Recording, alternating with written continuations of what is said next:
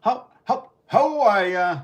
Welcome to church. All are welcome. Everybody, except for those who joke or mean, uh, whether they're joking or they're for realsies, as the kids said once upon a time, about having a king, or they support any of the oppressive groups out there, twatsies, yada, yada, yada. Uh, Everybody except for those people, all are welcome. Welcome to church. I'm Rob. Hit subscribe, hit the notification bell. Help me defeat these twatsies. Always in the comments. Always. I think they're just like flagging my videos all the time, but all I'm doing is reporting on the news. That's it. So if you want to support speaking truth to power, truth to perverts, if you support that, then hit subscribe, hit the notification bell.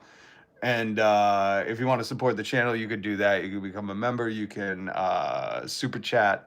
You can do all those things. And I appreciate the support. I really do. I really do. Starfire. Stars fire. Star fire. Star fire. Sorry if I'm mispronouncing that. I really do like that you're standing up against ICE and Trump, but as a Christian, I'm unsubscribing because what you say is blasphemy. Okay, see you later. There's nothing blaspheming about Jesus saying, feed the poor, house the homeless, hang out with the oppressed, no kings. Jesus was anti-government. So it's okay. What I would suggest you do is you go read the red stuff in the Bible. It's really good. You should read Woe to the Hypocrites, Sermon on the Mount. You should read about when Jesus breaks bread with 5,000 people and he doesn't check. He didn't check if anybody had worked 40 hours that week. He didn't. He was just like, feed him. You should read the story about the rich man who says, I've been following you. How do I do better than, what I've been doing? And he says, go and sell all your stuff and give it to the poor. You should read that stuff. But anyways, you're not the first or the last to call me a blasphemer. But here's the great thing. Only God can judge me. So you go ahead and judge, and I'll tell you what Jesus says. And then, let him sort the mix out for us. That's what we're going to do. Sorry, I wasn't ready. I was trying to get on here. And I wanted to get some bunk bed coffin up in this piece to play some amazingness, but I just didn't have it lined up. Hectic day. Been going from one thing to another. Ever have one of those days? I'm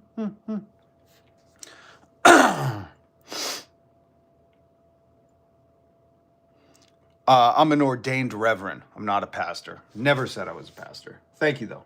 Thank you. But I am an ordained reverend. Appreciate you. And that's not blasphemy. The whole thing with Jesus, Starfire, just so you know, this is why I don't believe in the fucking Pope. I don't think you need an intermediary. That was the whole thing with Jesus. The whole thing. Read the Bible. The whole thing with Jesus was he was like, I give you the Holy Spirit. You ain't got to go through anyone anymore. No more burning incense, the Lamb of God, no more sacrifices, no more. He's like, you come right to me. That's the whole thing. And if anybody like Joel Osteen looking at you, pal, tells you, come through me. Come through. Give me your money to come through me for God. I'm here to dispel that rumor and tell you Joel Osteen's full of shit. And also, don't do that. The kingdom is within you. That's what I'm trying to say. And for all who believe the kingdom is within you, no matter who you are, whether you're agnostic, and you're like, I just don't know, or atheist, I just don't believe, the kingdom is still within you. It doesn't differentiate. You're still human. You're still this beautiful temple of worth, of meaning, of value, of art, of creativity. I know some of us aren't that creative. I have those days. But nonetheless, don't let anybody tell you otherwise. And more importantly, don't ever, ever, ever let anybody tell you that they're the intermediary between them and God. Just because I'm an ordained reverend doesn't give me some special access. You want to access God? Go ahead. You want to do it communing in the woods nude with the boobies hanging out? I don't care. Awesome. Is that how you worship him? I don't know. Who's to say what's right and wrong? As long as you loving everybody, except for, the oppressors.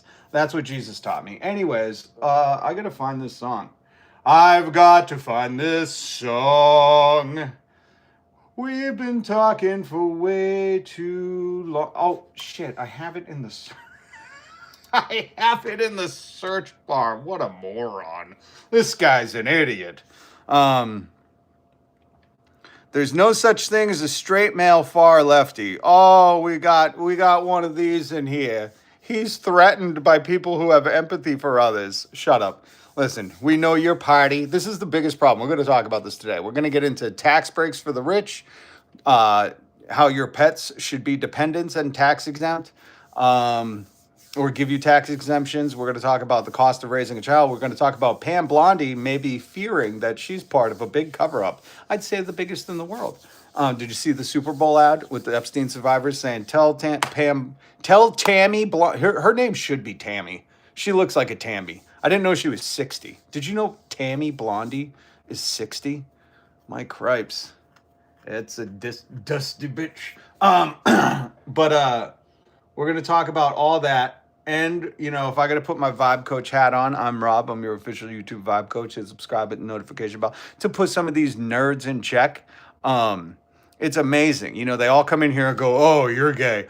Oh, I've never met. Oh, they're obsessed with it. And anybody who can't not talk about, you know, someone else being gay all the time, what does it make you think?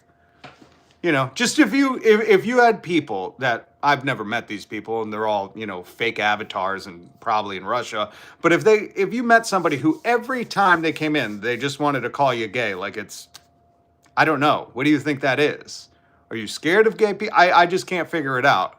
I love gay people. And if I was gay, I would celebrate it. Just like you Proud Boys like to celebrate your proudness of all matching khakis. But if you met somebody who's consistently coming in being like gay, gay, gay, you'd be like, what are you scared? Oh, are you? Oh, you can't tell your family because they disown you. Oh, that's sad. Here's my advice. Say, America is the land of the free. I'm free to be who I want, express myself how I want to express myself. That was like kind of the point of America, you know, whether it's religion or your beliefs or your gender or your sexuality. It was like the land of the free, you know, and a lot of these nerds have forgot it, except for the ones in Vladimir's payroll. This is Bunk Bed Coffin. Heart-shaped coffin. We're going to start church. Everybody's welcome with a tune from a great local artist, local here on YouTube. Go check them out. Link in the description. This is Heart-Shaped Coffin by Bunk Bed Coffin. Bunk bed like you sleep in. Coffin like you sleep in forever.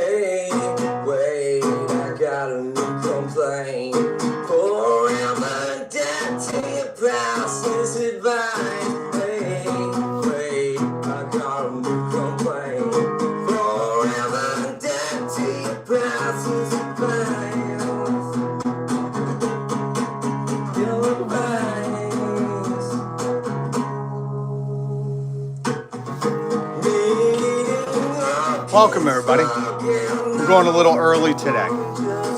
I'm Rob. Hit subscribe, hit the notification bell. We're going to get into some news. Are pets dependents for tax purposes?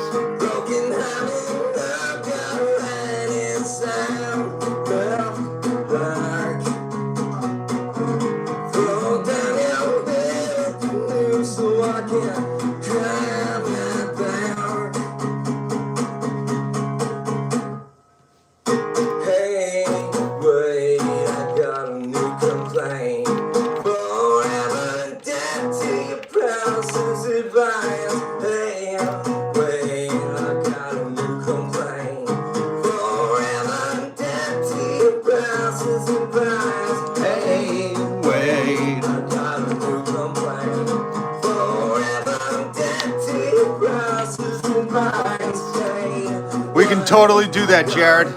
Let's get it going. What's up, me? Tia, how are you? They are expensive. We're going to go into it. There's a lady back in November is suing to have her pets as dependents. Thank you. Thank you, BUNKBED COFFIN. Link in the description. That is heart-shaped coffin. Amazing, amazing, amazing. Go support local art with a soul. Hamster time, what's up? All right, I think who is requesting prayer? But yeah, the Christians protested the Buddhist monks. What's up? So Jean. Can we get a group prayer that my computer update goes faster? Yes. In the name of God and all his God's friends, please make Jared's computer update go faster. We don't like waiting. Here's Matthew 7:12. Jesus said this. So then in everything, treat others the same way you want them to treat you, for this is the law. Now, before some people turn and go, oh, you're not being nice to Twatsies or Donald Trump, I want you to understand what you're focused on. You're focused on a dude who does not have the power of the most powerful seat in the world. So the people that like to throw this stuff at people who are speaking out against tyrannical regimes, people that are using their power to oppress, kidnap, all the heinous things, Epstein files to people, I want you to make sure that when those people try to turn this on you, you let them know, all right, that's what it is. That Jesus was talking about the people who are already doing that in their daily life and advocating for the people that have the power to stop oppressing others. That's what this is meant for. The people that hold up the Bible backwards for a photo op while they pepper spray protesters, the people that go 2 Corinthians, the frauds, this is what that is meant to address, okay? I'm empowering you to understand that, because the woe to the hypocrites, the naysayers will try to turn this and go, well, you should be nicer to people who want you gone. And you go, really? You don't think at any moment that this was meant for the people in power to understand they're all going to hell? And if you don't believe me, let's go to Matthew 23:27.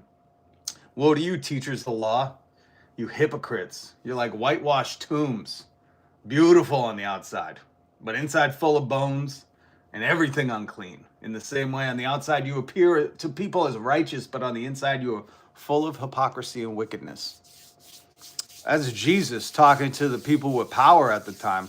Some of y'all getting the Bible confused, Joe Lostein. Anyways, let's get into this. We're going to talk about some tax stuff because I think it's fascinating. You know, I think it's a little interesting. Oh, here's my Valentine's Day card in case you haven't seen it. Amazing. Love that. Every year. Remember the 4th of December. Okay, so this guy, this turd, who probably got handed the job with a golden parachute, don't care for his name, doesn't matter. They're all the same, interchangeable, kind of looking the same white guy, you know? And he was recorded saying, oh, look at that.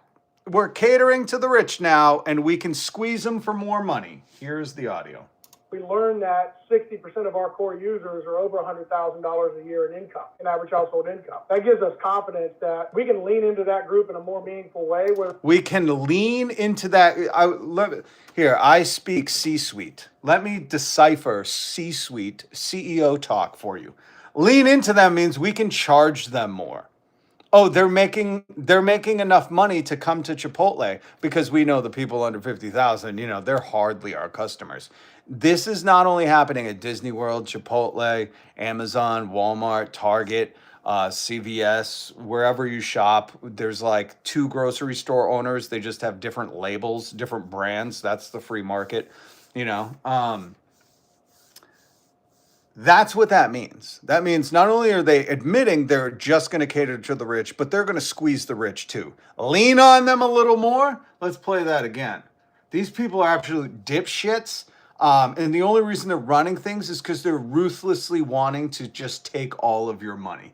It's not like they have a good plan. It's not like, you know, we saw this with rental properties, right? Rent skyrocketed and you saw a ton of people going, How did my rent jump that high? There's been no improvements. How did that house get so valuable? There's been nothing added to it. Just like this Chipotle guy saying, he's not saying, hey, we got this great new double quesadillo. I don't know, a double chalupa. He's not admitting like, hey, we got Mountain Berry Mountain Dew and we're making it a chalupa flavor. He's not adding anything. They're just extorting your money. Learn that 60% of our core users are over $100,000 a year in income, in average household income. That gives us confidence that we can lean into that group in a more meaningful way, whether it's the solo occasion and or group occasions, to really drive meaningful transaction performance in the year. To really drive meaningful transactions performance in the year. These people act like they went to law school to speak some coded language of saying like, we can charge these fuckers more because now we know how much they make. They bought all your data and now they know who's coming in with their facial recognition. Remember when these people were like, oh, you wear a mask? Fuck yeah, I wear a mask. I don't want this surveillance tech all over me. I thought you guys were against surveillance tech. Fuck yeah, I wear a mask. And this guy, this fucking language, man, it's so funny because it's like, yeah, any turd could put into AI, hey, say how to exploit people and get more money from them in very vague, funny language.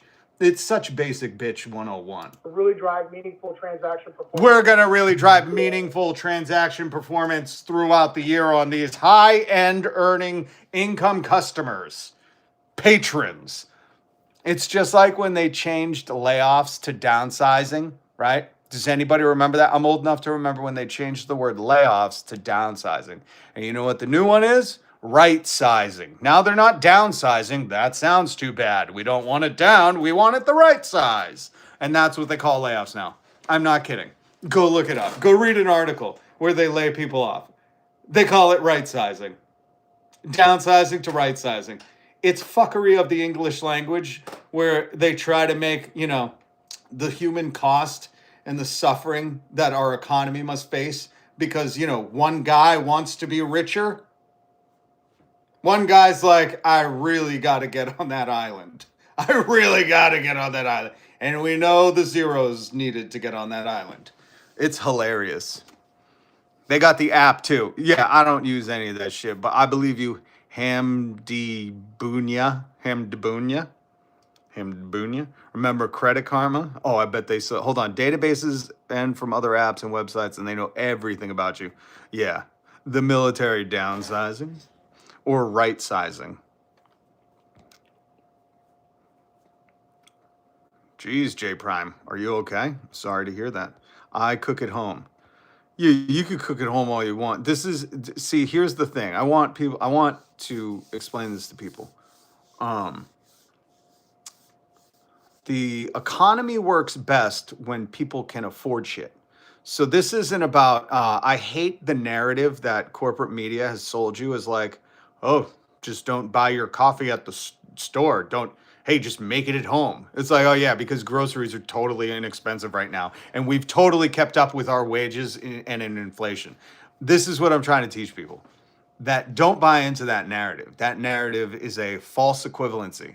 That narrative of like, oh, if you just don't go out to Chipotle. No, guys, what this guy is saying is we're catering to, it's not even rich people. If you make $100,000 a year, you're fucking surviving, unless you live in Oklahoma, you know, or somewhere where you can't smell the ocean. Then I guess like, you're like, yeah, we go to Chipotle. We're doing pretty good. Oh, just wait. It's coming for you. Just wait. Just wait. That's what he's saying. Again, I know some people are like, I'm okay. I'm like, what do you think they're doing? They've eradicated the working class base. And now they're saying, hot damn, those 100,000+ people are looking kind of exploitative. This is what he's saying. He's saying this because he's going, we're going to say, fuck them poor people. And if you don't know who I'm talking about, if you go to work for a living, he's talking to you. And he's saying, you know those people are just making it, like they maybe just own their house or they got it from their parents so they could save money. We're going to start squeezing those motherfuckers. Disney's done. There's a ton of stories like this. It's just I have the audio to play for you to hear how absolutely ruthless these people are. They can't even say it in normal language. That's really what bugs me. It's like, is that what you got your college degree in? Obscure language? You know, did you not even study like, ELA? You were just like, I'll take a master's in obscurities, please. Oh, is that like philosophy? No, it's all about saying we're going to, instead of layoffs, we're going to say downsizing. Instead of downsizing, we're going to say right sizing. And these people think like, oh yeah, we're the smartest of the bunch. They're morons. They're not offering you anything. The burritos didn't get bigger, folks. They just said, oh shit, we found out they're making this much. We're charging more. We're jacking up the prices. Nobody's getting paid more at Chipotle. The beef isn't getting beefier. Where's the beef? It's just they learned. This is what he says. We learned they make more money. We're charging more. This should be criminal. This should be criminal. In the leftist world, that is criminal. We learned that 60. We learned that. He's on a call with like investors. Not you, Wall Street bets. Not you. Not the people who are holding 10 of something. Or, 100. Yeah, you're going to retire on that, buddy? We're talking about 60% share kind of people. BlackRockians. We learned that 60% of our core users are over $100,000 a year in income. What does that mean? Income. That gives us confidence that we can lean into that group. That gives us confidence we can lean into that group. If you don't know what that means, charge them more. In a more meaningful way, whether it's the solo occasion and or group occasions to really drive meaningful transaction. To really drive meaningful transaction performance. These are the people the bootlickers worship. To really drive meaningful transaction performance. This sounds like every goddamn corporate fucking meeting I've been in where I'm just like, just say what you mean, guys. You don't have to dance around the fact that your dad fucking owned the company and gave it to you. Like, come on. We know you got a bachelor's degree in, keg stands. You don't have to pretend with this language, guys. Please. Just say, oh, we can charge more. Not meaningful transaction performance. So that's your lesson in C-suite talk today from absolute douche koozie, who knows what his name is, but he plans to rip you off. So when you can't afford Chipotle anymore and you start hearing it's fine dining, that's probably what they'll do. They're not going to put more in the burrito. They're just going to change the sign and the interior to make it seem, they're going to put, those fake candles that just flicker from battery lights in Chipotle. Now that's going to be fine dining. America, we've failed. We've failed. If business owners aren't talking about how to make shit more affordable because of tough times, if business owners aren't talking about like, hey man, our base is now like 100,000-aires, and we're Chipotle. Fuck's going on, man? We gotta make it affordable so everyone can have a burrito. This is your America. This is your America. Good job, everybody. The fuck is going on? Chipotle's fine dining that caters to people over $100,000? My God. Again, let me explain something, guys. It's not, I don't eat Chipotle. Remember when they had the salmonella thing? Remember? Everybody was pooping their pants because they went there? Yeah, this isn't about liking Chipotle. This isn't about making coffee at home. This is about the gradual slide into corporate fascism where they just start going, oh, well, it's now for rich people. This is about you taking a stand. Where is your Lexington Green? Do you not know your history? The brave men who stood in the Lexington Green while 700 soldiers, British soldiers, marched on to them, and there were 70 of them, knowing they were not going to win or stop the British. But they took a stand. They said, if we don't stand here and now against tyranny, we will forever be sidelined and oppressed.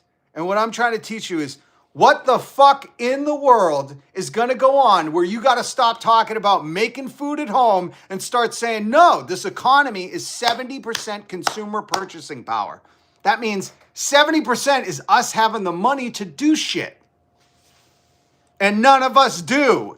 And that's not my word. That's this guy. He's like, oh, 60% of our users are now 100,000 heirs. This is insane. This is a fucking bad burrito store. Like, I've lived in California. I would never consider this a burrito shop. It's a joke. It's for like white women in the Midwest. My God. My God. So stop. If you're in the chat or if you can't withhold from saying, I just make stuff at home, that's not the point. The point is this society that we live in is eroding because these people are like, oh shit, we heard we got some rich people coming in. Raise those prices, baby. Daddy needs a new yacht. That's what they're saying right now.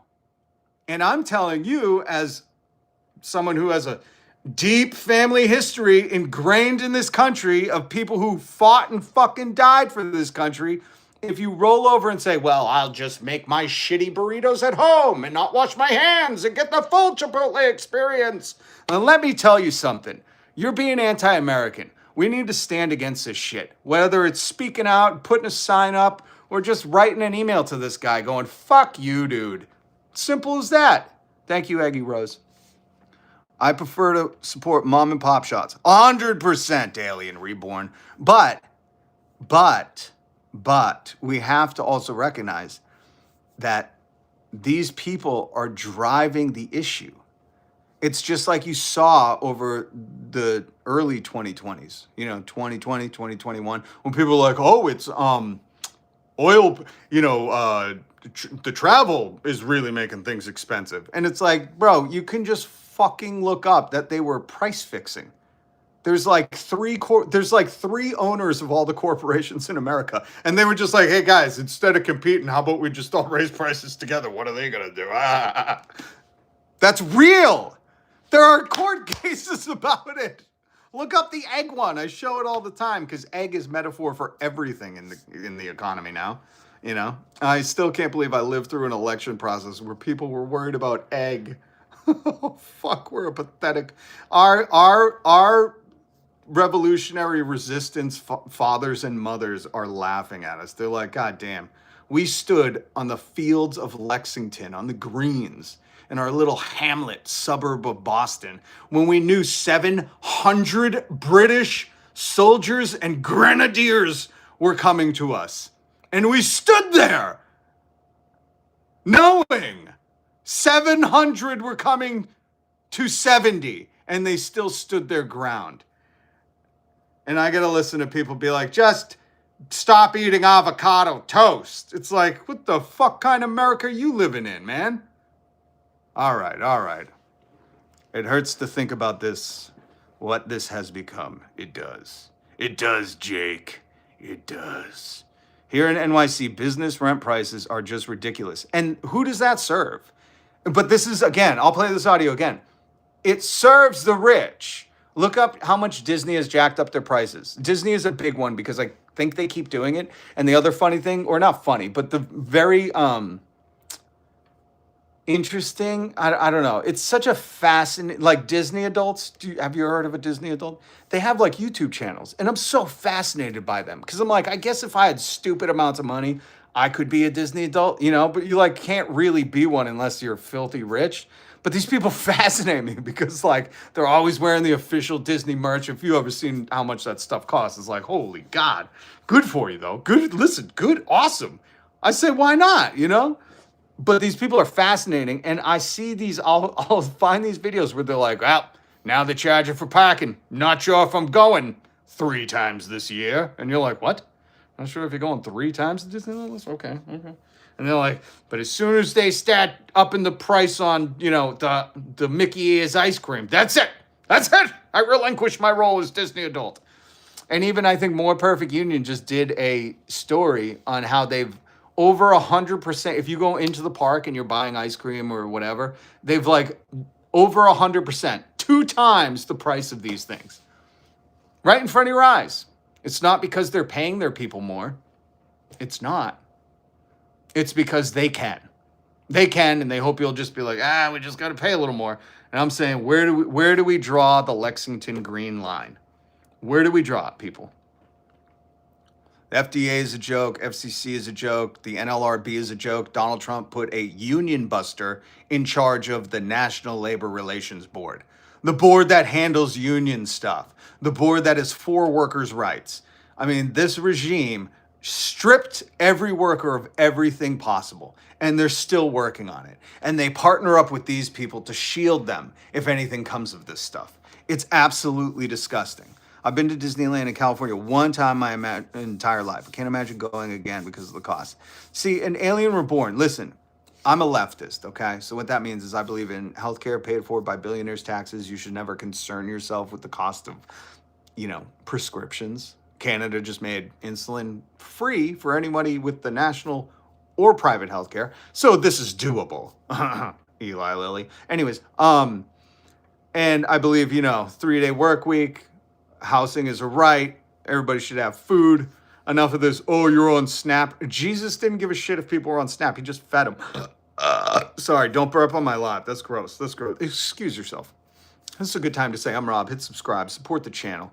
There's all these trolls that I don't know what they're doing, but they are always coming in my chat being like, I'm telling on you. Why? Because I have a spine? Jesus. These people are pathetic. So if you want to help combat that, hit subscribe, hit the notification bell. If you like speaking truth to power or truth to perverts, nowadays they're the same thing. Join us. Join the vanguard. Join the coalition. I'm Rob. There they are. You're totally pathetic. See you later. I don't know what time Joe Rogan takes an ice bath, but have fun watching his nipples. Get the fuck out of here. The corporate tax needs to be raised. We need to keep the tariffs. The tariffs are a tax on people. This is like, settled stuff. But Alien, sorry, back to addressing you. People should be able to, here's the thing, guys. I'm old enough to remember when like working people could just go to Disney. A single earner economy, like one person could work and a family could buy a house. That happened in America. And nowadays, people have been so trained by the media and their cult leader, Donald Trump, who's all over the Epstein files. They think, you just got to work more jobs. It's nobody's fault but your own. Oh, really? This is my question. Can I fucking punch in at all 4 jobs at once? Because you don't make more money getting bad pay, longer hours. You need to make more money. You need to be paid more. It doesn't work like that. I know a lot of people working 3 jobs. They're not making more money. You can just keep the one job and work all the time. It doesn't work like that. It's okay. It's a math thing. These people don't get it. Let's talk about this. Actually, hold on. Real quick. Because we're talking about pay and stuff, I was reading this article. I know it's weird. Don't tell me. Hold on. Where is it? Okay, so I was reading this article, link in the description. It was about how China is trying to, they had a ban on how many kids you could have, right? So for a long time, you could only have 1 kid. And if you had another kid, this article is so nuts. I guess like the other kid didn't even exist. So it was like they couldn't get IDs. It's gnarly, right? Gnarly. So China had this ban on having kids. And then they upped it a little. They were like, all right, you could have 2 kids. All right. We'll count the other kid. We'll let him be a human, This sounds very Trumpian, Trump wants to regulate everything. And then China was like, oh, damn, our birth rates are dropping. Everybody can have kids, right? I'm loosely summarizing this article that I was reading in my spare time. Don't blame me. I'm just fascinated by weird stuff. But the article said the tax on condoms is making people not want to, we can't even afford to have sex. China's new condom tax draws ire. That's what this article is called. And I was like, what is going on? But so I'm reading through it, right? And it says, a 2024 report from the UWA Population Research Institute in Beijing found that the cost of raising a child until the age of 18 is more than 538,000 won, 76,000 American dollars. And I thought, interesting. And it says, where is it? China's also wait. Where is it? It said it's some. Oh no, did I not take a picture of the other part? Oh, here. Even so, China remains one of the most expensive countries in the world to raise children. Sorry, that's where it was. And then they tell you the price, right? $76,000. I want you to remember this number: $76,000 to raise a kid to the age of 18 in China. And I thought, I have a little bit of common sense, and I've heard some numbers about America. You want to go through the numbers in America? And this is an older article. This is over a year old, okay? Or just about a year, give or take. You ready for this? You ready for this? Don't read up here. Don't read up here. God damn, I was going to read a little to you. I guess you already saw. So in China, $76,000 to raise a kid to the age of 18. In America, it's $500,000.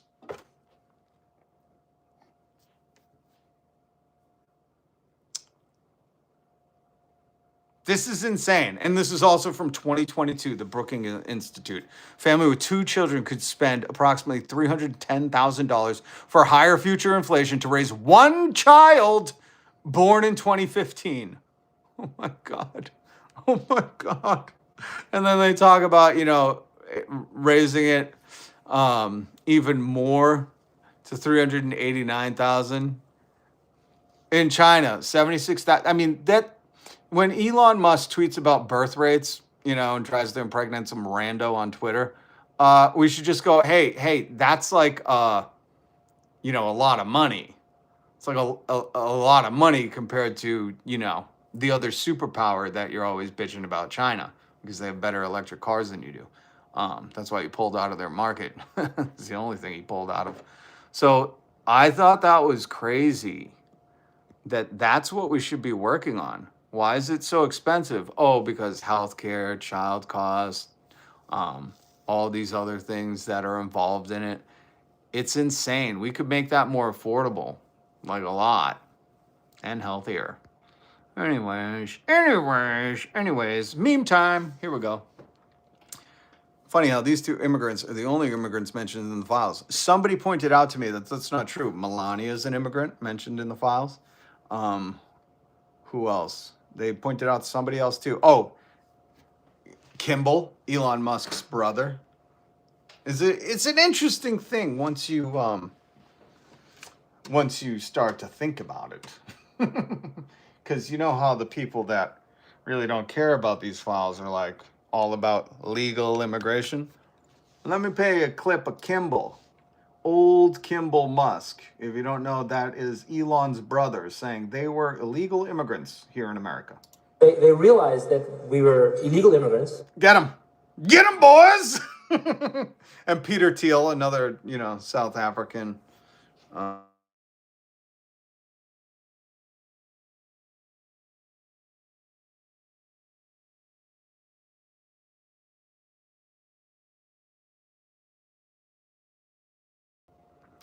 Hold on one sec. Okay. Hopefully, this might mute me. So hopefully not. Sorry. Muted, yep.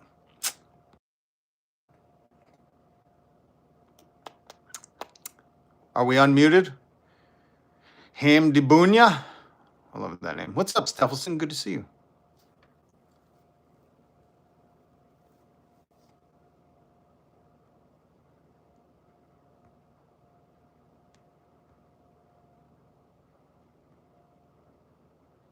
You're good now? Okay, thank you. Thank you, Dominic Mitchell.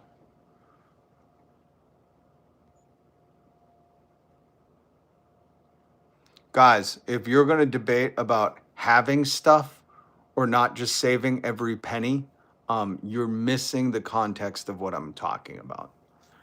I don't know if you missed the CEO earlier who's saying, we're going to raise prices because we found out these people make more. What I'm trying to show you is a pattern of exploitation here in America. What I'm trying to teach you is that while the minimum wage hasn't been raised federally since 2009, it's at $7.25. You drive north of me, and that's what they're paying. Congress has given themselves raises, citing they can't live on $120,000 a year. I've brought you many articles that show the arbitrary poverty line that was dictated in the 50s off of how much food cost is no longer relevant. Yet we still pay poverty wages. I'm trying to get people to wake up and understand that just because you did something doesn't mean the system isn't. Understand? I know everybody is ruggedly individual and loves to brag about how it's awesome for me. Then why do we have 25 empty homes for every homeless person in America? Why is 1 in 5 children, and this is an old number, going food insecure, which is a corporate word to say starving every night?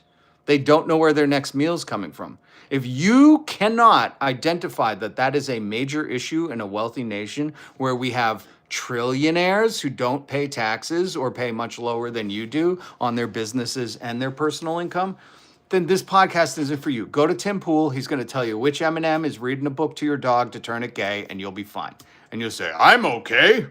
That's right. I'm fine. Homelessness in such a big country with so much land and resources.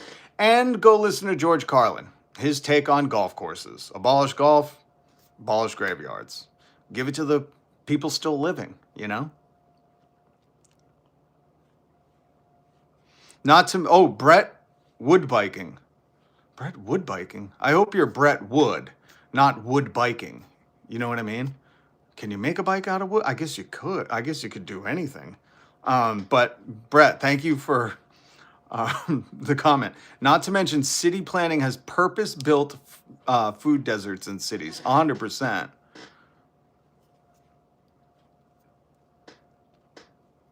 I think my dog was gay. Eggy Rose. Me, 21. 2 of my eldest children had to move back home because of the skyrocketing rent prices. And they're price fixing rent, you know? And this is the thing. That's a more common story than when people are like, I just made coffee at home and bought my own house and already paid it off. And I have 70 kids. You know, it's like, great. Okay, awesome. You made it. Well, don't worry. Hold on. Let me pull up the photo. Let me pull it. That's great. Guess what? You made it. They're coming for you. They know. Oh, they know. They were like, some of these motherfuckers ain't surviving. Press them, you know? Or what was the language he used that's so funny? Meaningful transaction performance. It's like such turd. Yeah. Hold on. Meaningful transaction performance in the year. Meaningful. They're coming for you. They just call it meaningful transaction performance, where they're going to figure out how to steal your money. Okay? That's what Chipotle is doing. And if you think they're alone in this, after this leaked, it probably wasn't leaked. It was probably on an earnings call. I don't know.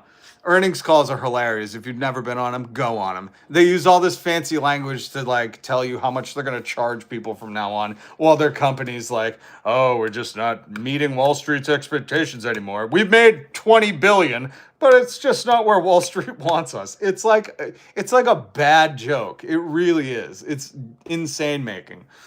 But just so you know, meaningful transaction performance in C-suite language, let me translate. You don't have to do Google Translate. It means we're coming for the people who have savings. Oh, you thought you were going for a nice night out at Chipotle. Turns out $30 burrito. It's happening. It's happening. It's happening. And as soon as they said that, everybody's butthole puckered. And Walmart heirs that had nothing to do with the business, they were like, we should find out how much our people make. Start charging them. Until, you know, the working people can't afford anything and everybody's shopping at Dollar General, which is now like a $5 store. How do we let this stuff slide, guys?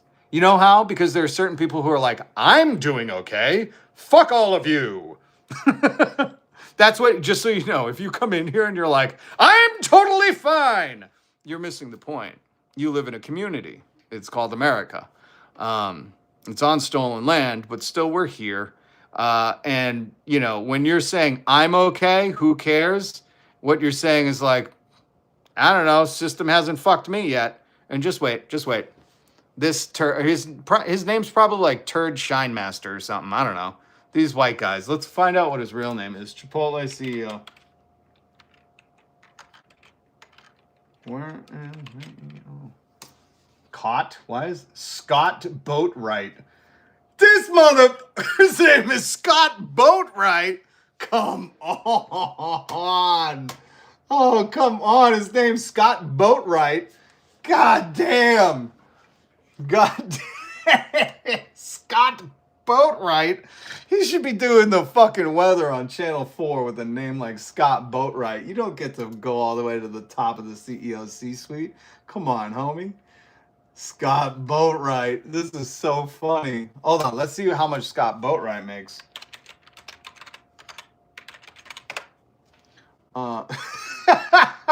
He always looks the same. Ooh, Scott Boatwright. Net worth. Let's find the net worth for. Ooh. His wealth is derived from executive roles at Chipotle. This is nothing important. He's not adding anything to Chipotle. He's just literally saying, we'll charge them more. And everyone's like, why didn't we think of that? Well, that's why I get paid the big bucks. He has an estimated net worth of at least $50 million, and that was last year. They own 249,000 shares of CMG stock. Now let's look at Chipotle stock buybacks, because those were illegal. Let's see if they've done them. Oh, shit, look at that. Chipotle has significantly ramped up its capital return strategy, AKA, in case you don't know what a stock buyback, they were illegal until 1982, okay? Ronald Reagan came in and said, free the market. What that meant is corporations could do whatever they want. You people suck it and shut up. So in 1982, they legalized stock buybacks because after the first huge crash, that sent the world a tail spinning, that gave us things like the Dust Bowl. I don't know if it gave us the Dust Bowl, but they made stock buybacks illegal because what a stock buyback is a company uses a lot of money to buy its stock back to artificially inflate the price of the stock. Because if normal people were like all buying their stock, the price would go up because there was a high demand for it. So they do that on the fake. They go, we'll just buy the stock buybacks. And since we're paid in stocks, our money just went up. Nothing happened with the company. Nothing changed with the company. We just bought a lot of our stocks, made our compensation packages skyrocket, which we're not taxed on. So now we have more worth and we can get loans against that. Hurrah for the rich. That's what you're saying when you support this stuff. So let's find out. Chipotle has significantly ramped up its capital return strategy. Mind the language, folks. Capital return strategy means artificially boosting their stock prices. Never buy stock when they're doing a stock buyback. You're going to pay too much. Additional $1.8 billion for buybacks of December 2025, following $2.3 billion in repurchases during 2025. This is a joke. This is a bad joke played on the working class. I just want everybody to know that. It's a bad joke played on the working class. Oh, it doesn't help anyone, doesn't change the company, doesn't give them money to do stuff with. They're spending money, idiots. They're spending money. And all companies do this. I just wanted to point it out because we're talking about Scott Boatwright. That's his real name. His real name is Scott Boatwright. Where I want to find out, is there a long line of Boatwrights? Do they date back to family? I don't want to see wives and shit. What's his background? Working in restaurants since he was a teenager. Who wrote this? Nation's Restaurant News? Okay. it's a con job. He's got an EMBA, 2016. Who's his I should have just put in who's his parents. There we go. What is it, Kitty? Come here.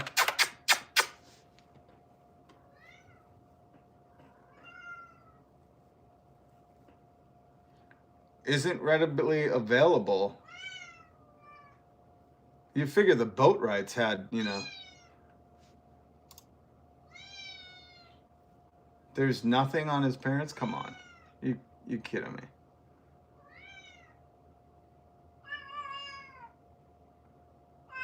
A bunch of obituaries. Hold on. Hey, what's up? Sorry, I didn't say hi to her. Sorry. Hi. I've said hi. I see you. You're important. Your work is not your worth. Whatever you do for work doesn't make you a valuable person. What makes you a valuable person is you being you. Okay, I want you to understand that. No, you were yelling for me. Now you're going to give me a hug. All right. You gotta give the pets some love. Let's get into pet talk. That's a feed me meow. It might be. I gotta say, when I got home from work, all the cats were huddled in a cat nest, and they did not come running down. So I said, leave it. And now look at her. Okay, before we get into should your pets be a tax deduction? Yes, of course. The wealthy can write off yachts and private planes. We should be able to write off pets. It's an easy answer. Will it happen? No. Why? Politicians are purchased by the corporations and the people that own the jets and the yachts. So they'll never allow you this stuff. You saw it with Donald Trump's big, beautiful bill. Who did he give the tax cuts to? Well, the rich people. Okay? Get ready. But here's where we draw the line in the sand. Okay? And a lot of people don't agree with that. It's amazing. What was I reading over here? Oh, this is Sojourner Truth, abolitionist, amazing woman. And I was reading this earlier. I screenshot it because I think I shared it in my posts. Hit subscribe, hit the notification bell. My name is Rob. Welcome to church. I'm an ordained reverend. Sometimes I tell you about the words of Jesus, and that upsets people a lot because they were taught otherly by the Bible. So they had somebody interpret the Bible for them, did not dig into it themselves. You could do this homework. There's Bibles at every hotel room, top drawer, just go. And it really upsets them because you're just supposed to love your neighbor unselfishly. And then you're supposed to treat the oppressors like Jesus does to the hypocrites. Jesus, just so everybody knows, when Jesus was walking this earth, and whether you believe or not, this is just an interesting tale. I'm doing something right now. You don't yell at me. When Jesus walked this earth, he wasn't hanging out with the presidents and the politicians. He just wasn't. Even the Roman soldiers were chasing him down. You know, the guys that would end up bringing him to his resurrection. He was hanging out with the tax collectors, the marginalized people, the hungry. He was hanging and banging with these folks, man. Okay? He wasn't like, oh, let me nuzzle up to the emperor. You know, he was not doing that. See, even my cat agrees. That was I agree. So Sojourner Truth, look at this. She lived in the 1800s, around there. But Sojourner Truth says, this is from one of her famous speeches. The lady has spoken about Jesus, how he never spurned woman from him. And she was right. When Lazarus died, Mary and Martha came to him with faith and love and besought him to raise their brother. And Jesus wept. Shortest verse in the Bible. And Lazarus came forth. And how come Jesus went into the world? Through God who created him and the woman who bore him. Man, where was your part?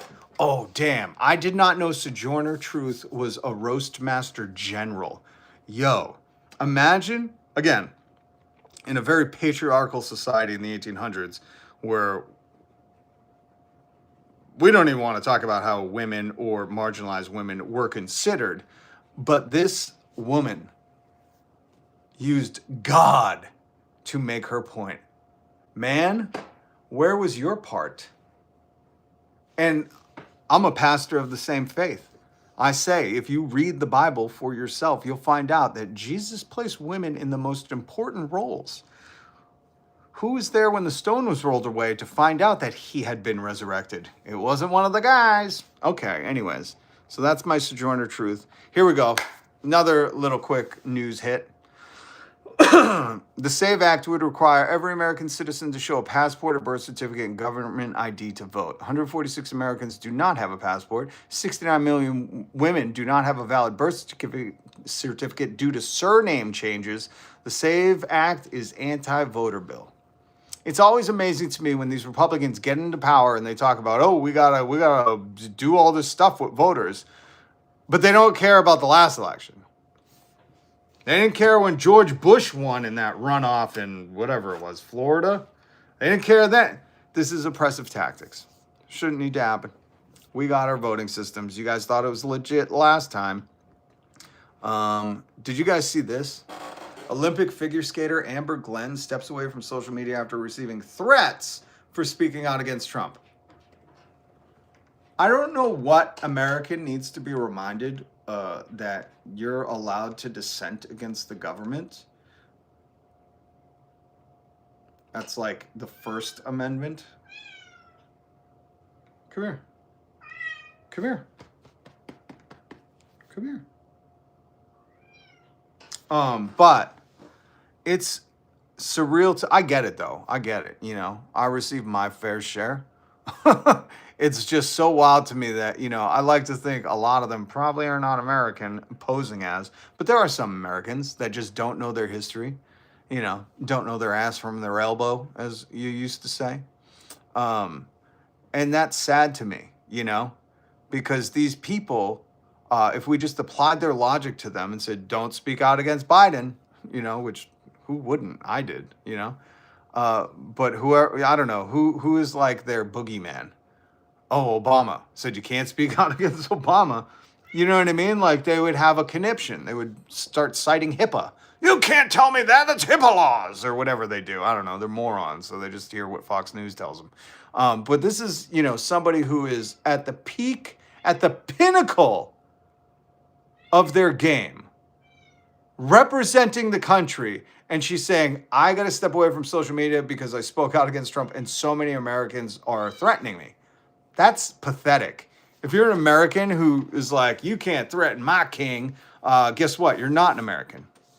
You're a loyalist to the crown and a traitor to America. I see you. I see you. I'm going to feed you in a little bit. Come over here. I wish I had some food.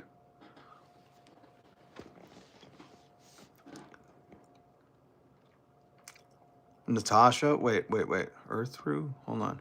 I'm missing some of the comments. Do not give dogs to the bread intended for Jesus.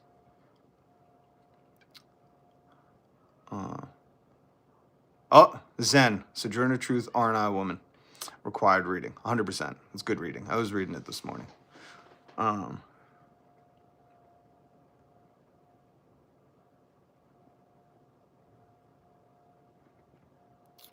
Who is talking against pets? I don't understand the mindset of being like, hey, an animal that loves you is a horrible thing. I don't get it. Also, awesome. Together, we are America. The only thing more powerful than hate is love. Ain't that the truth? Did you guys see this guy? This is one of the funniest things I've ever seen in my life. Because not only did they have to throw like a whole separate halftime show for this man and his legion of we need separate but equal things. Sound familiar? What's next? Schools, water fountains, pools. What's next? Zoning laws. What's next? Covenant deeds. What's next, folks? What are we doing? Hitting all the American classics? It's funny how they don't want to teach you your history, but they would love to re-implement it. Oh my God. Anyways, but let's see. What does he say? Nobody understands it. This is the other funniest part about this tweet. While Kid Rock was out there, you know, hanging and banging, ba da wa da ba da ba ba da ba ba, you know, just praying that the president was thinking, oh, Kid Rock, you were so amazing. You know, he was hoping that Donald Trump was doing his jerking the giraffes dance to Kid Rock. This is how you know, Kid Rock, that he was not watching you. This is 100%. This is like a fucking, you know, Rotten Tomatoes review. Like, you don't leave those this intricately detailed if you didn't watch the movie, okay? So we all know he was tuned in quite heavily. Super Bowl halftime show is absolutely terrible. One of the worst ever. It makes no sense. It's an affront to greatness of America. And doesn't represent our standards of success, creativity, or excellence. Like, think about how much time he had to, like, you know, he's like, what do I put in here? I really want to critique this well. I know what, Kid Rock, I don't give a shit about that. T-Pusa? No. Who cares? I'm watching this one. So funny. They made a big huff and puff and they were going to blow the halftime show down. And then it turns out they all watched it to complain. Because, you know, this gives away their game. They're empty vessels of greed and insatiable ego where they just need something to complain about. Immigrants, halftime show, unfair media. That's my funniest one. When they're like, you're not very nice. Get him out of here. He didn't ask nice questions. Anyway, snowflakes, here's my liberal tears mug. Do you get the irony? Nobody understands a word. Yeah, whatever. Especially for the young children. Now, this is where I took notice and my little pup ears perked up. I said, the young children, what is he going to say? Is he going to talk about Epstein Island? Is he going to address the survivors video? Did you see that? The commercial that aired during the Super Bowl asking Tammy Blondie, because I feel like that's her Florida name. I feel like that's her government name, Tammy Blondie, not Pam Bondi, because she's a liar and a fraud and cover up. She's doing a cover up. Release all the Epstein files. You're breaking the law. Anyways, so when I saw that him saying, especially for young children, because if there's anything we know, the president is intimately familiar with young children. Oh, you don't believe me? Here's a signed affidavit under penalty of perjury. You know that this age. But let's get back to his angry tweets. Is this like a segment on Jimmy Kimmel or something? Especially for young children that are watching from throughout the USA and all over the world. This show is just a slap in the face to our country, which is setting new standards and records every single day.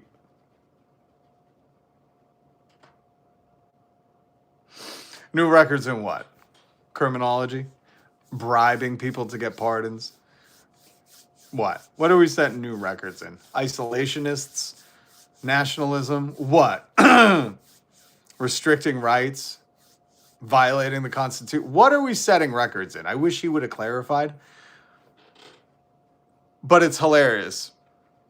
Nobody understands a word this guy's saying. And the dancing is disgusting, especially for young children. I would say that the Epstein files are more disgusting. I would say if you're watching the Super Bowl with your children and had to watch a survivor's video pleading with the Attorney General, who was also AG in Florida during Epstein's first runaround, and these survivors showing pictures of them when they were young women, young girls. See what the media does? Watching that with your children, and children are like, why is it saying Pam Blondie's part of a cover-up? Ask her to tell the truth. I would say that's more disgusting than Bad Bunny dancing. I loved his dancing. I thought he's a great dancer. I thought it was cool. He kind of had the shoulder pads and a little football outfit on. I thought it was cool. He had the sugar cane there. I thought it was cool. He shout out all the countries of the Americas. Listen, don't be jealous because you can't dance. Don't be jealous because you can't dance. Calling it disgusting. We all seen how he dances. Okay. Just give credit where credit is due. The boy can move, He's got rhythm. But it's funny to me that is disgusting. Not the Epstein files, not the survivor video, pleading with the government to stop breaking the law, stop doing a cover-up. You know what I mean? But yeah, this is your party of family values, folks. That's your party of family values. By the way, it's not going to show. Whatever. Street art. Love street art.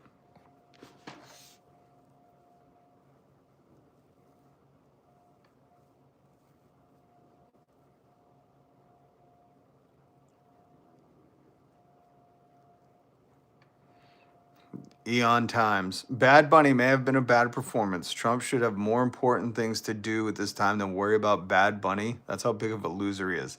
That's what I mean. It's like, it is kind of insane to hear the president go on a long tirade about disgusting dancing. I literally was like, oh my God, we're repeating like the Elvis shook his hips thing. Like they're literally doing the make sure you film them from the waist up. We don't want that hip shaking on TV. This is America, after all. Did you redact those Epstein files like I asked you? So I'm saying that his hip shaking is absolutely atrocious and disgusting, and children wouldn't see that. What? They're running a survivors of Epstein victim ad during the Super Bowl? Okay. No, that's fine. They redacted everything, right? Anyways, I'm saying that this Bad Bunny and that hip shaking, and I couldn't even understand the lyrics. Were there swear words? It's like, how 1950s pre-fucking civil rights do you want to get? We know that's what Charlie Kirk was pleading for.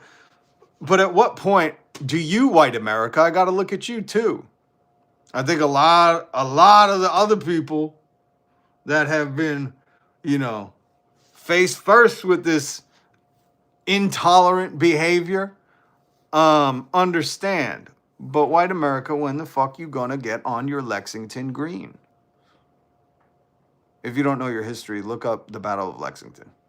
Happened right before the Battle of Concord. The Battle of Lexington, I believe, was only 77 men. Who was it? Hold on. Let me get some facts for you. Battle of Lexington. Who was the general? Well, it wasn't even a general. Who was the head of the militia?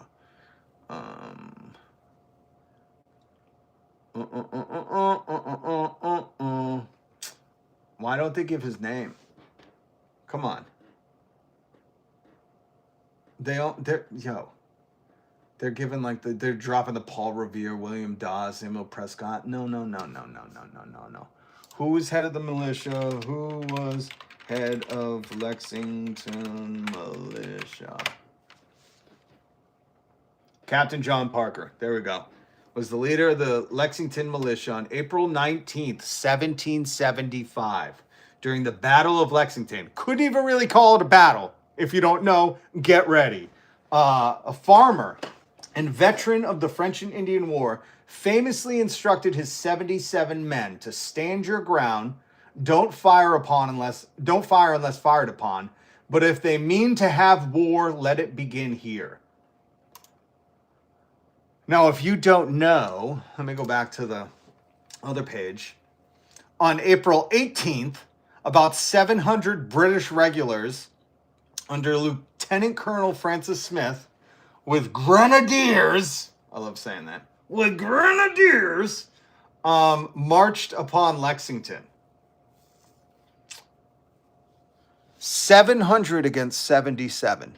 And those 77 men weren't like, oh, guys, you can't critique the crown, He's doing a lot with those tariffs on the stamp tax acts. I really love my British tea, guys. And we're just going to have to pay more. We're just going to have to pay. Does that sound familiar to some of these herbs in the comments? Doesn't it? Back then they were fighting red coats. Now we got red hats. Oh, the parallels. But when are you going to take your Lexington Green? Stand your Lexington Green ground. What was it? John Parker? Captain John Parker, who, by the way, lived from 1729 until 1775. Coincidentally, that's when one of my relatives died during these engagements. And he told, I want you to hear, this is so important for Americans to hear. First generation, refugee, looking for, what's it called? Asylum. I don't give a fuck. This story transcends anything. It's about standing up to bullies.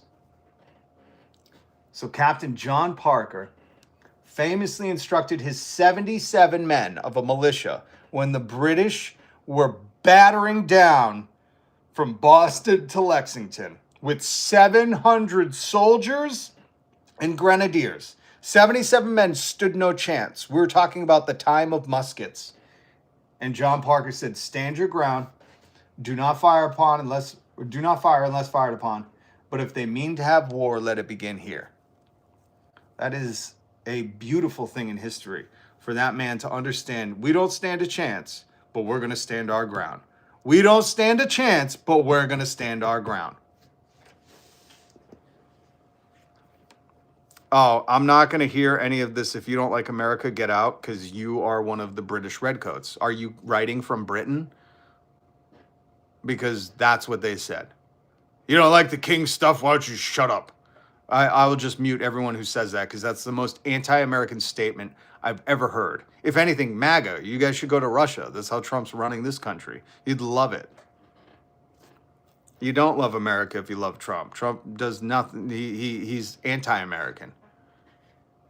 That's why he joked about being a king. Do you not know what America is? Oh, poor simpleton. You should read books. Okay. We got to get to this story. Now listen, this is from December of last year, so, a month and a half ago. But it's vital because this woman is suing the IRS to get pets classified as dependents and eligible for tax deductions. God bless this woman. May her fight go to the Supreme Court. Oh, then it would get denied. May she win. Let's just say may she win, okay? The woman argued that her dog is like her daughter and definitely a dependent. And I support that. Here. I second that. Why not? You ever had something go wrong with your pet? Oh, yeah, it costs a lot. And here's the thing. Before everybody starts jumping in here, being like, oh, I hate the working class. Why should they get any breaks? Or my favorite is when I bring up, what is it? Oh, the tax loopholes that all the rich people get. And they just go, well, it's the law. Just get smarter and do the law. It's like, no, they're not smart, you fucking dummy. They bought those laws. Don't you know how lobbying works? Lobbyists usually just give the written law to the politician that they've heavily bribed, and the politician just signs it. Doesn't even read it, just signs it. It says, good to go. Have fun. I don't know what you're doing. Oh, it's to redact the Epstein files? Great. Have a good time, guys. So the people that love to defend the rich by going, it's just the law. They can do it for planes and luxury yachts, are also the people who are going to be like, that woman is a leech on the system. She should be paying that money towards our taxes. But these people are fine. These people are fine. These people, all the links down below. You can read this stuff for yourself.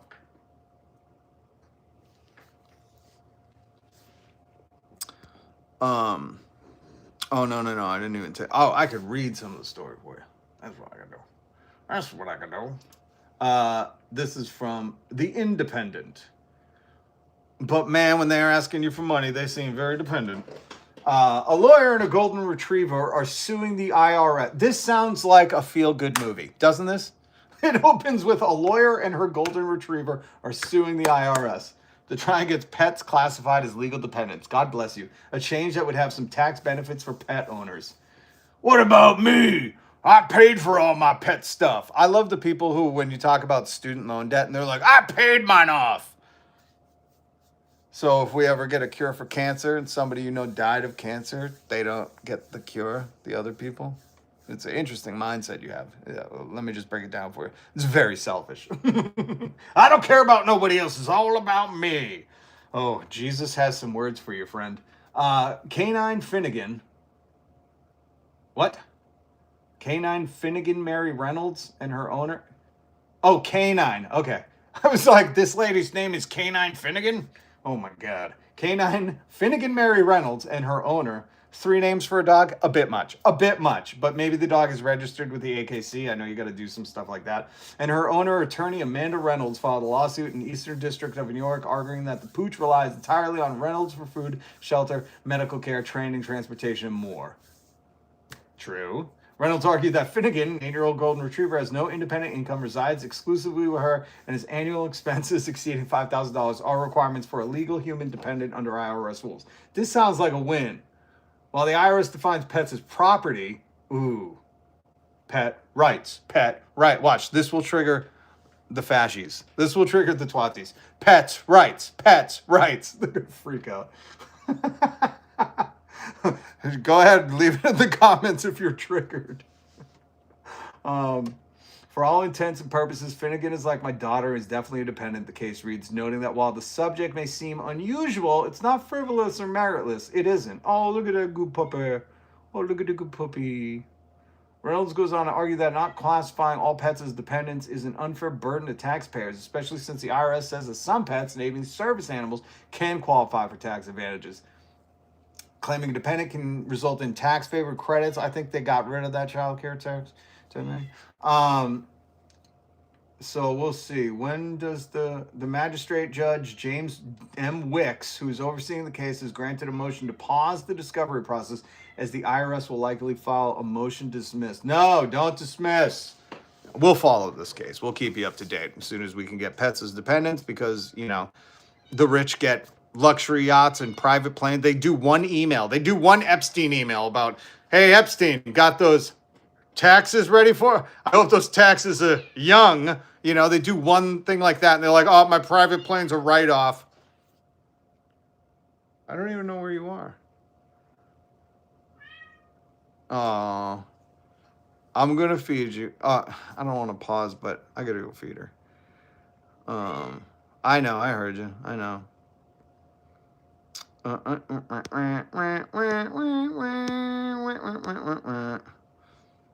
Look at this guy. What a nerd. Donald Trump didn't even watch your halftime show. I seen clips of it. Did anybody see clips of it?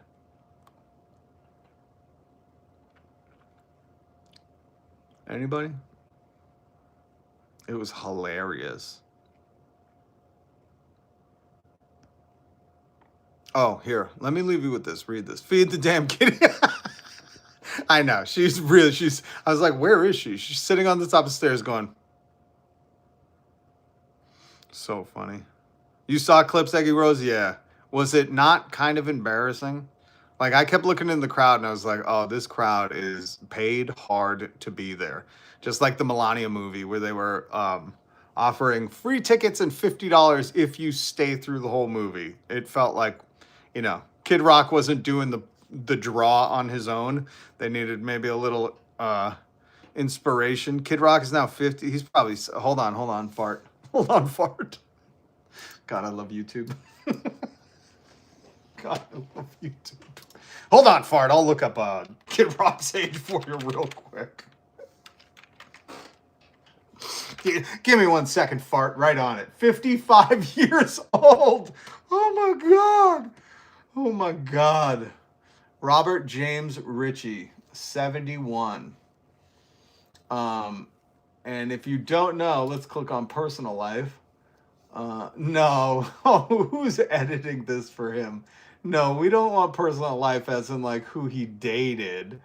We want parents. Hold on. Here we go. Bobby James Ritchie parents. Because I love how he raps about the inner city while fully well knowing about what? Who is Kid Rock's loving son, Bobby Jr.? South China Morning Post? What?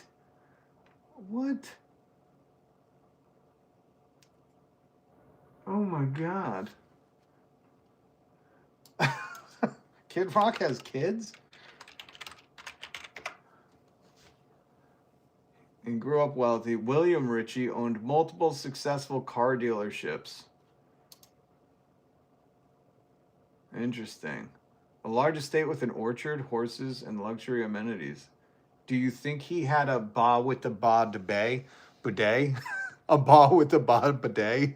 I think Kid Rock might have had his father's home, who had multiple car dealerships. I think he had a ba with the ba bidet. That's where he got the idea. He would make that sound. He'd turn the bidet on and go, ba with the ba, ba, da, bang, bang. Bing, diggity, bang, bang, badoo. You go, oh shit, those could be some good, fresh hip hop lyrics, my man.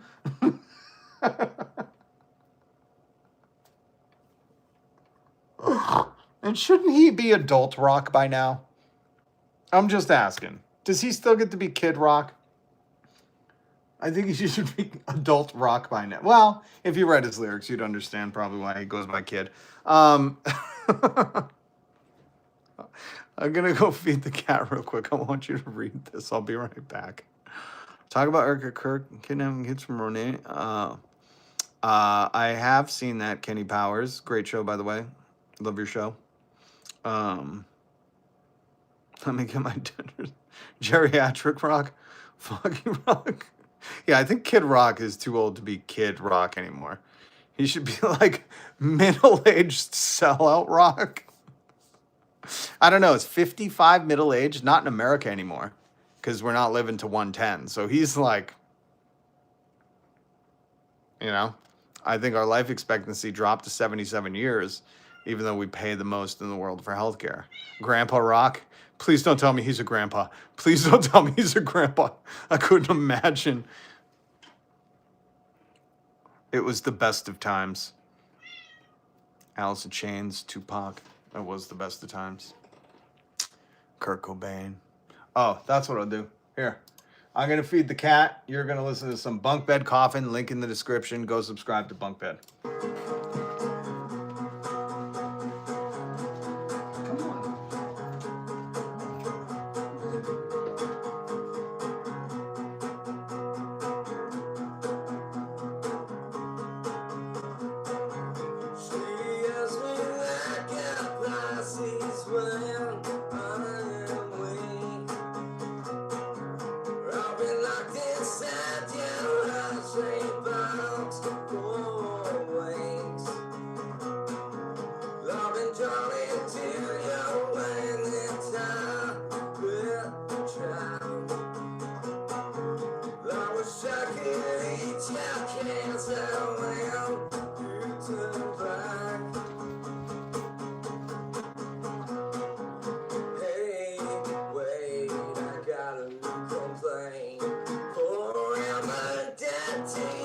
Who said the cat was hungry?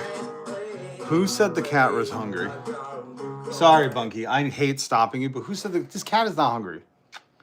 She's not hungry, okay? I went and fed her, and you know what she did? She followed me right back down here. Tried to climb up and get on my shoulder. She just wants attention. That's it. Look at her. Look at this. Look at you. Even the dog isn't this needy. My God.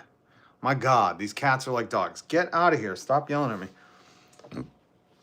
It took too long. She's pissed. No. No. No, I didn't. She waited for me. I went upstairs to feed her, and she just followed me. She just wants me to go sit with her. Yeah, I know. No, you can't go outside. It's like 30 feet of snow. Chris Hansen would like to have a word with Don and Kid Rock. Our dogs are our family. Just important as kids would be, it's so much harder to get through one of their deaths than it is a person. I don't know if it's harder to get through as somebody who's lost a lot of friends and at a young age, and some pets. It is difficult, no doubt, but I don't know if it's harder than a person. You might have not lost somebody close to you, but I do get it. I do get that. The 90s was the best decade of music ever, and that is just a fact. That might even be in the Bible. I don't even know. That is 100% facts. Ask the animals and they will teach you how to live. Yeah, they move on instinct. They move on instinct. I see you at the top of your little tower yelling at me. But my cats are like dogs. That's the thing. That's the thing. They're very codependent. I know. I'm going to kick you out because...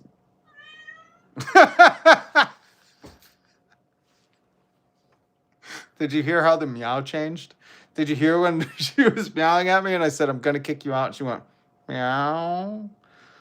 God damn, you're so funny. 1990s, breaking out the ancient scrolls. You mean the scrolls of wisdom? What's up, Steven? Have you read the second treatise? For what?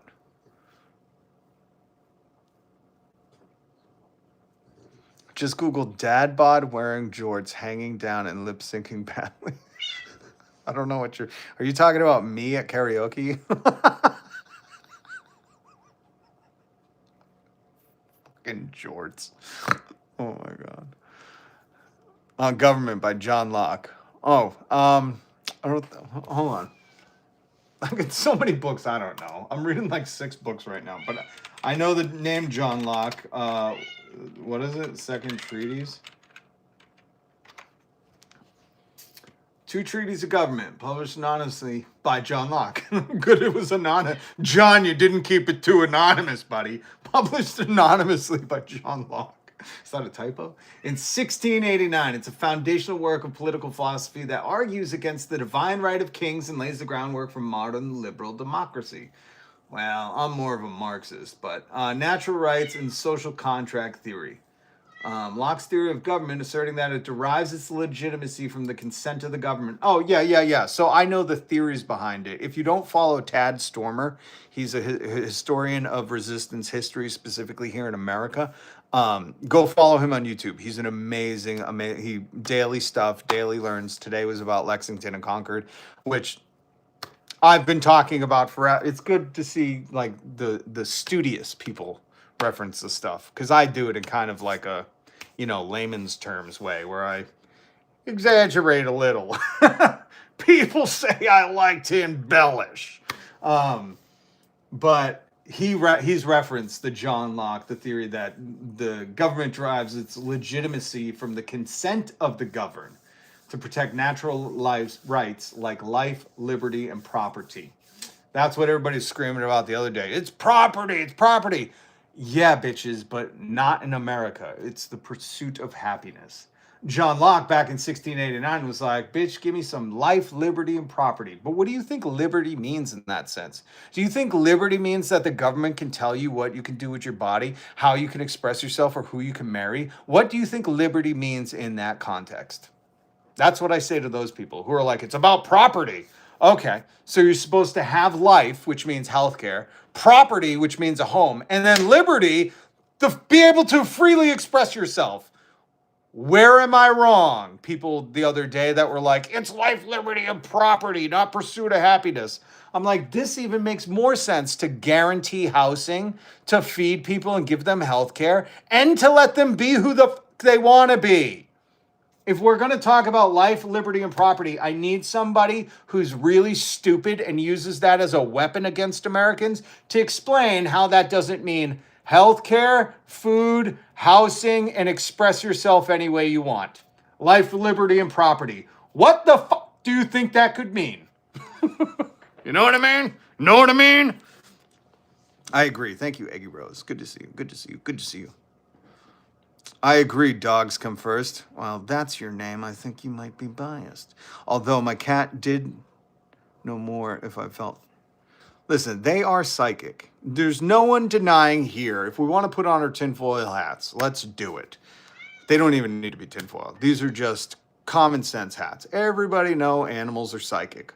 Have you not ever seen a paranormal channel where they're like, the dog was barking at something in the corner and then an invisible thing pulled its tail? They're psychics. There's no denying that.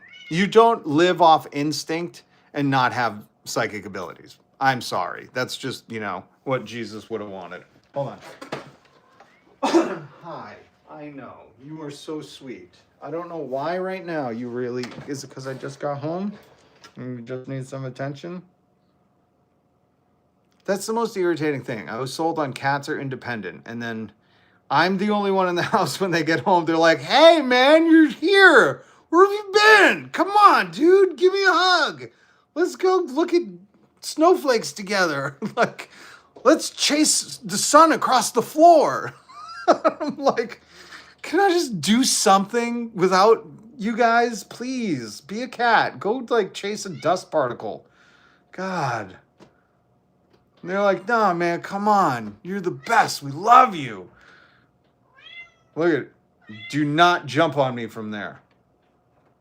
That's the other thing that this little thing does. I will be doing something and feel claws in my back, and she'll just get on my shoulder and sit there. And I'll be like, not cool, man. Not cool. Mama, come here. Mama, come here. Cats give the meanest faces ever. Hold on. Mama. Oh, you little. Yeah, I know. She is. I know. She is.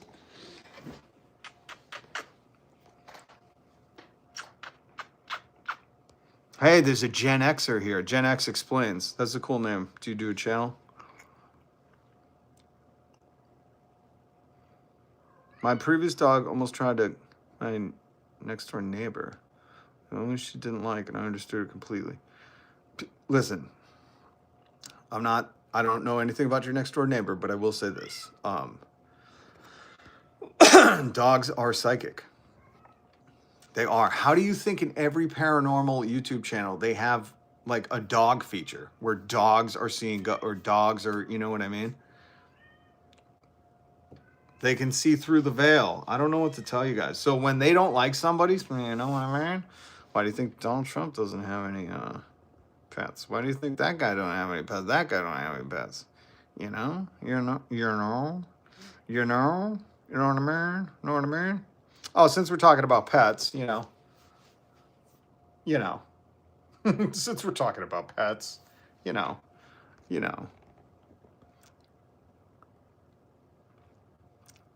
If house cats were any bigger, you couldn't turn your back on them. I can't even turn my back on these house cats.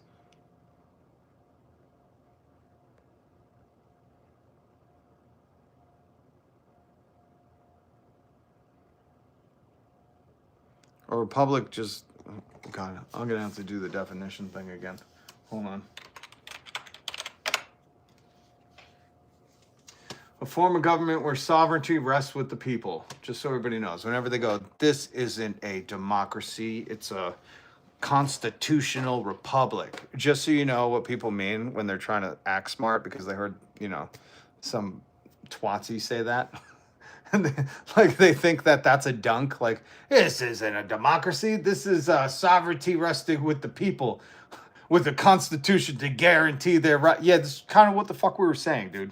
Oh God, I love when people get into like the grammar of things.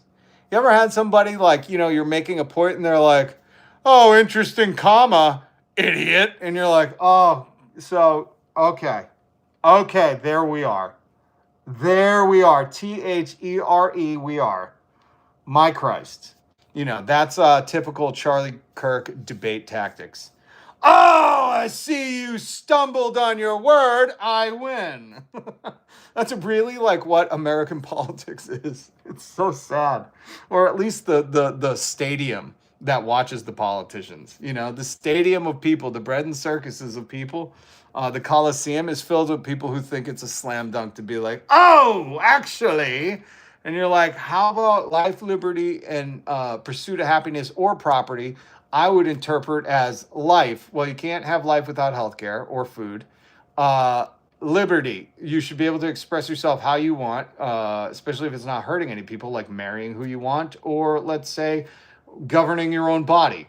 Call me crazy. That might be liberty. And then property or pursuit of happiness, I would say, let's go with the property. So does everybody guaranteed a right to housing? Why? I just need to ask some Americans, why are you so infantile when it comes to understanding this? Or is it that you're so consumed with worshiping the trillionaire Epstein gods that, and I don't know what it is about them, because they're not cool. You know what I mean? Have you seen the video of Elon Musk alone? I forget where it was. I mean, it's going around on the internet. And he's at like this big event, and he's sitting there drinking a bottle of water, looking around, and no one's talking to him. People are all talking around him. And they're like, the guy has $1 trillion and no friends. Elon Musk has like 15 kids and no family. He's the fucking epitome of, money cannot buy you happiness, cannot buy you character, cannot buy you a spine. All it does is make everything legal for you in America, apparently. You don't have to obey any laws. But it doesn't bring you the things that usually give people joy in life, like the love of a pet, the love of a child, the love of a friend. And somehow these people, Americans, oh, sorry, my chat was paused. Pedro Tuano, beautiful name. Thank you. Facts. The Bible says if you don't work, you don't eat. That's not true. Jesus didn't say that. You know what Jesus did do? He said, give me them loaves of bread, and give me them fish, and don't ask anybody if they're on Snap. Don't ask anybody how much they worked. Let's just feed the people. You should read about Jesus, if that's who you're trying to reference. If that's who you're trying to use to say people deserve to starve if they can't work.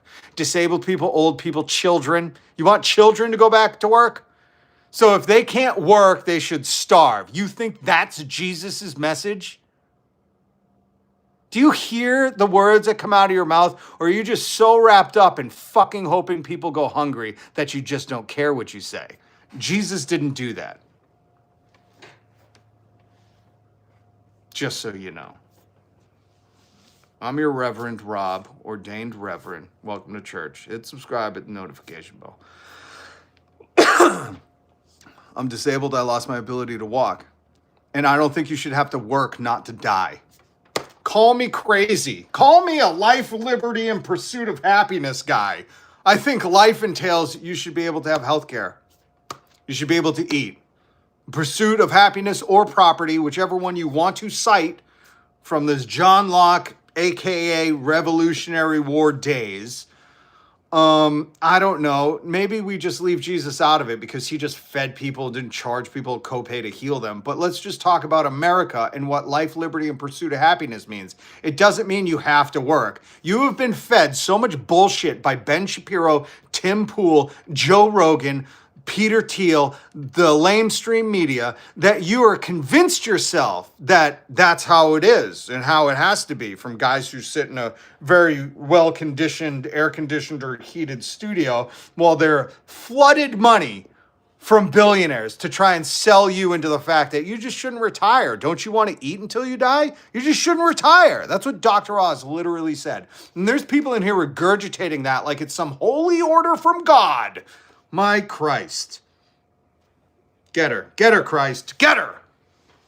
But here's the thing. Beantown brother, have a great day, stay warm. Hey, what's up, DB on Arma? I don't know what that means, but okay, you stay warm too. I know it's freezing out here. Actually, it was freezing this morning when it was like 2 degrees and I went to work. I got out of work, 27, the sun's out. I'm like, I don't know, should we go sit by the pool today? Jesus' mission on earth was not about feeding hungry. No, he just washed people's feet, fed them when they were hungry, healed them when they were sick, and fought against the establishment. You're right, that wasn't his mission. He wasn't here to show you how to fucking live. This is why you need a pastor that says bad words, by the way.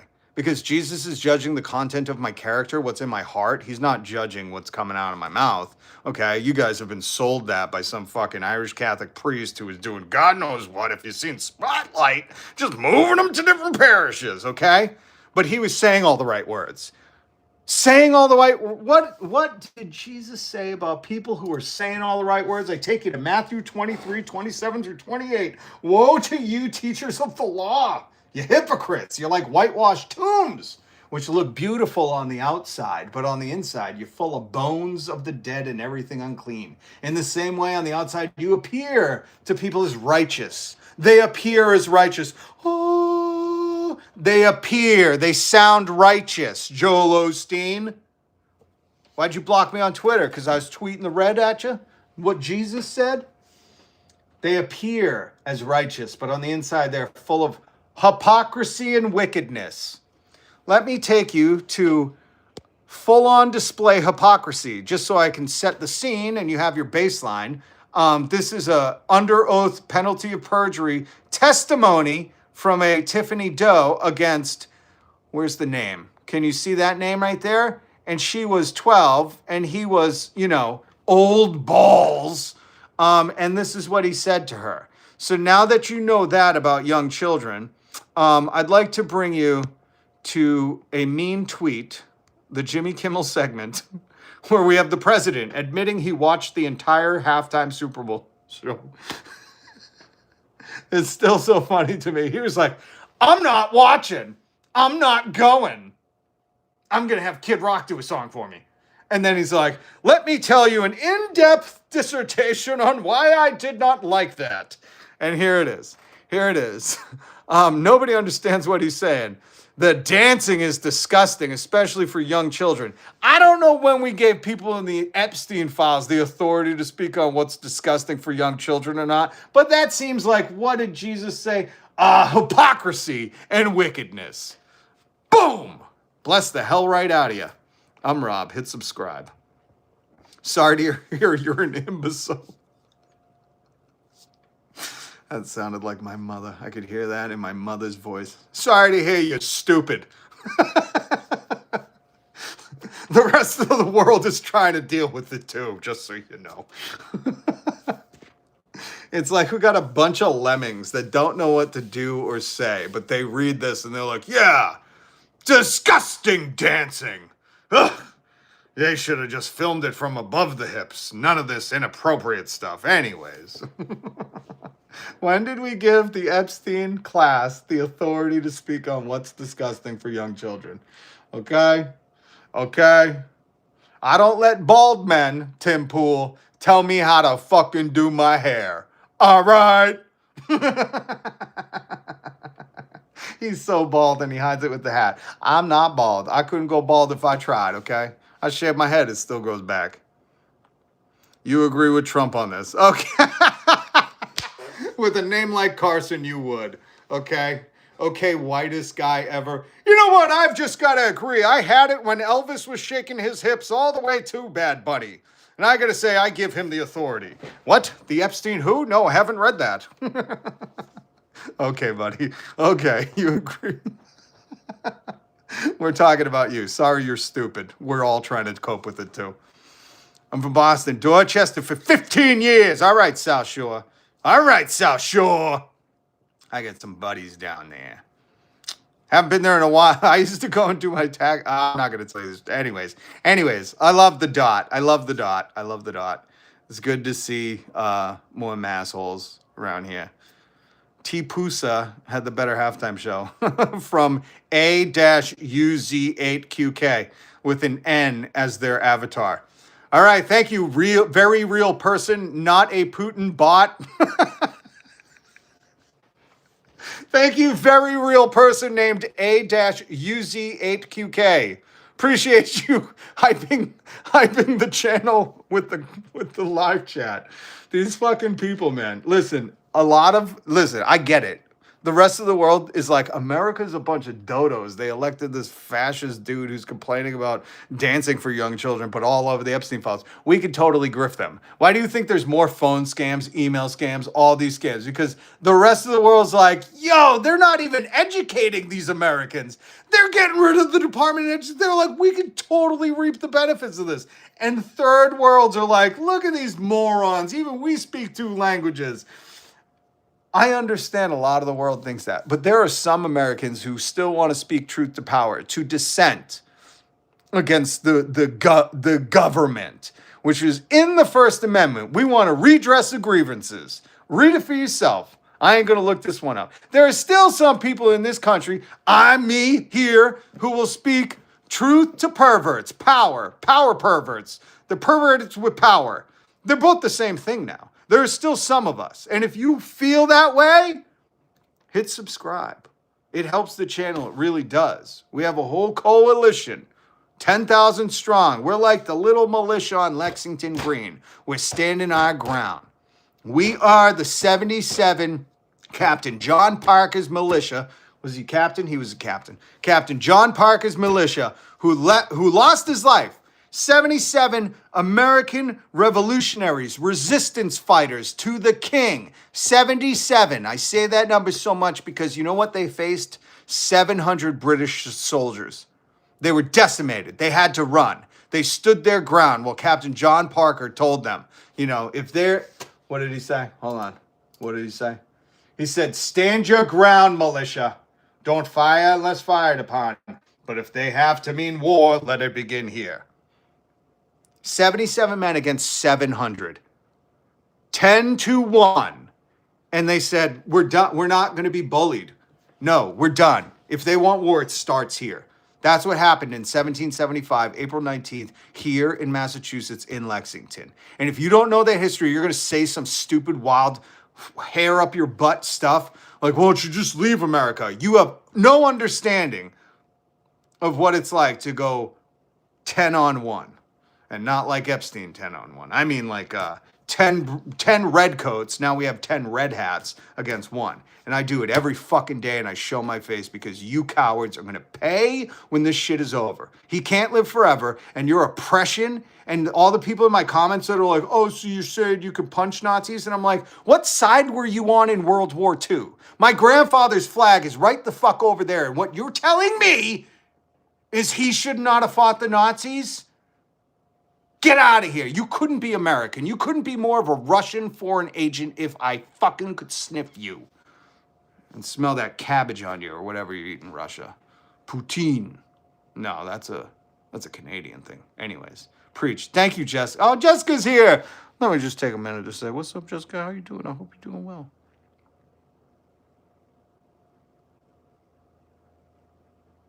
Ken Burns' American Revolution is a great watch. It is, DB. It is. And by the way, if you're into reading, MAGA, I'm not talking to you. We know that fourth grade reading like really tapped you out. So that's why you and Tim Pool had to drop out. But if you're into literacy, reading Rainbow, I can go anywhere. Take a look. It's in a book. Reading Rainbow. That's what I was raised on, okay? And I was like, I can go anywhere from a book, you know? I wasn't the smartest kid, but I was like, this is fucking cool, man. But how come every time I read a book, it doesn't show up like that? Anyways, if you're into reading, Time Magazine has a cool special edition till April about the American Revolution. And it kind of mimics Ken Burns' documentary, almost word for word. I wonder where they got their info from? No. And if you're really into American resistance history, go follow Tad Stormer here on YouTube. He's an amazing resistance historian. And he spells this out in a literate way that I just can't. That my brain cells don't make me do it well. Stand Your Guard, National Guard Bureau. Look at that. Stand Your Ground. This shit is so inspiring. Following the initial exchange of fire, Captain John Parker organized his men for a later ambush during the British retreat from Concord. Because what happened, spoiler alert, if you don't know what happened to the American Revolution, spoiler alert, okay? I don't mean to ruin the revolution for you. It is, 250 years old. But just so you know, they took the stand at Lexington and just got shattered, right? Men scattered everywhere. Not good. Anyways. And the British marched on to Concord. And by the time they got to Concord, there were many more militias there. And they were like, we heard what you did, and we ain't letting you pass. You shall not. They did the Gandalf, okay? And they stood their ground at the bridge. The British, by now I think there was about 400 militia against 700. Little tougher battle for the British, for the red coats and red hats. You listen, MAGA. Loyal to the king. We don't even like jokes about that in America. So, stop. You're gonna make us get revolutionary on your ass. And the British retreated all the way back to Boston. At the time, Boston was an island. And I think this was also a turning point for the militiamen, the revolutionaries, the resistance fighters. They started peppering the redcoats from the woods. And if you know anything about war back then, they would literally line. I still don't get this. I'm like, who was the first guy to be like, why don't we just not line up and go fucking hide? You win every war. But the British would line up, first guy shoot, next guy down, and they would just exchange volleys. Like, that's even what they called it. They were like, all right, ready to exchange volleys? And then it would take like 30 minutes to load the next one. Meanwhile, it's like a Tim Wakefield knuckleball coming at you. So 2% was a hit. But so when the British abandoned Concord and were white-tailing it back to Boston proper, the militia, the revolutionaries, the resistance fighter, the patriots, all were in the woods along the roads, peppering them, just taking them, like scaring the bejeebers out of them. And they huddled back in Boston until they fled, and they were no longer seen in Massachusetts. And that's why here in Massachusetts, we know how to deal with bullies. You stand up to them. When they say some stupid stuff like, oh, no, I totally get that. It's totally disgusting, that kind of dancing for young children. And I'm like, excuse me, isn't your name mentioned 38,000 times in the Epstein files? I'm pretty sure I don't want to hear on what's disgusting from Kids for You.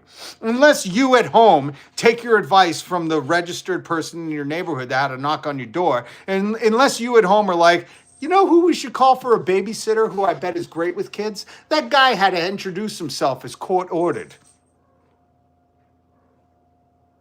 Is that what you're doing? Yeah. My grandfather fought the British. Fought the British? Are you Boston? Before the NAPCA. I can relate. There we go. Solidarity. And so that was early 1900s, right? PLO style. I've unfortunately heard Tom McDonald. And before anyone thinks Tom McDonald is good, he's a fucking Canadian. Get him out of here. I'm sorry. If you're going to come down from Canada to endorse us having a king, just shut the fuck up. You know, why don't you go back to your monarch? And I like Canada. But goddamn, get the queen off your money. I'm a Brit, but hey, we cool. Listen, I love the British now. I love the anti-colonial British because I'm also very Irish. So I love Britain. I do. I think it's quaint. I think it's very New England-esque. It's old England. It's old New England. It's not really New England, but it's old New England, if that makes any sense. Is he Canadian? You guys didn't know Tom McDonald was Canadian? That white boy rapper who raps about MAGA with Roseanne Barr, he's Canadian. I'm glad I could teach you that. And that's what I'm here for. That's what I'm here for, guys. Me too, homie. All right, cool. But I gotta say, I've been to England a few times, got friends and family over there, and always a blast. People are so cool and so kind. My next trip, I want to go to Ireland because it turns out I'm way more Irish than I thought. Turns out there's a whole county that looks like all my aunts and uncles. Now I do. Thanks, bro. You got my sub. Solidarity, man. Yeah. So is Jordan Peterson. Yeah, that garbage peddling swine hog. Jordan Peterson's Canadian. All these Canadian. But what was I saying just a few minutes ago? As soon as Americans started cheering for the demise of the Department of Education and didn't think that making America great means making us smarter, making education free, making us, compete at any kind of common sense in the world level, like the grifters from Canada, Tom McDonald, Jordan Peterson, who else? I know there's a bunch of them. Like they smelt blood in the water. They're like great white sharks. Their eyes rolled back. They were like, we're going down there. We're going to tell them about how lobster's made and how that could possibly relate to men, citing a out of context article. I can't even get into Peterson. But if you believe Peterson, my Christ, just put your money in the fireplace and set it ablaze. It will teach you a better lesson. This guy is unemployed. Let me take a moment because I love... What is a woman? Oh, you set me up, Andrew. A woman covers her drink when you walk by. That's why you're an incel. But let me take a moment to remind everybody, I'm Rob. Please hit subscribe. We have herbs like Andrew come in here all the time. All the time. Trying to dunk on someone going, are you unemployed? And let me just say this. To all my unemployed homies, to all my people who refuse to work, solidarity. I'm fighting for a world where you should have housing, food. You shouldn't have to work to live. That was the whole part of life, liberty, and the pursuit of happiness. Shouldn't have to fucking work, especially in a world where we have a trillionaire. And more importantly, your work is not your worth. Don't define yourself by what you do. I hate people like this because you know what? They're all hypocritical and there's always somebody higher up on the food work chain than you are. So you'll never be top dog. And if you're going to measure your worth against what you do, you might as well always just want to be disrespected. Seriously. Because people don't think janitors are important until somebody poops all over the bathroom. And then he becomes the most important guy in the building. You don't see the CEO coming to clean it up, do you? So my point is stop thinking work has anything to do with it. When you pass away, whatever you put on your fart stone, it's not going to be employee of the month. Trust me. It's going to be brother, sister, mother, daughter, father, son, uncle, aunt, beloved. Well, not Andrew, but you get what I'm saying. Not a lot of people on their deathbed being like, God damn, if I could just get a little more overtime. Not happening. Stop. You've been trained by the media and people like Dr. Oz to tell you if you just didn't retire, you could add about $3 trillion to the economy. Oh yeah? What's the economy doing for me lately? I'm pretty sure we just talked about Chipotle saying, oh snap. Oh snap. We found out 60% of our users have 100 plus income. Woo! We are going to charge more. They didn't offer, here's the audio. He didn't offer better burritos, quality service, better pay for workers. No, he just said, in stupid C-suite talk, listen to this. We learned that 60% of our core users are over $100,000 a year in income, in average household income. That gives us confidence that we can lean into that group. That gives us confidence we can lean into that group. What do you think we can lean into that group means in a corporate, I want to extort people for bad products, bad service, underpaying. Well, they have to use government subsidies for things because we don't pay enough. What do you think lean into means? If you guess charge more, you're right. You speak C-suite. You get one level up on Duolingo. In a more meaningful way, whether it's the solo occasion and or group occasions to really drive meaningful transaction performance. What do you think meaningful transaction performance in the new year means? If you guessed charging more, greedflation, overpricing our crap, literal salmonella food, you guessed right. One more level up on Duolingo. That should be Duolingo. I don't know if you're watching or not. I don't know if that owl is watching, but what's up, owl? What's up, Duo? But if you're watching, you should put a corporate speak C-suite talk language on your app, just for shits and giggles, and then say, what did he say? Hold on. What did he say? Meaningful transaction performance when talking about overcharging people. We're going to have a meaningful transaction performance when we really lean into these fucking people. Duolingo, that's a good idea. Do it. Anyways.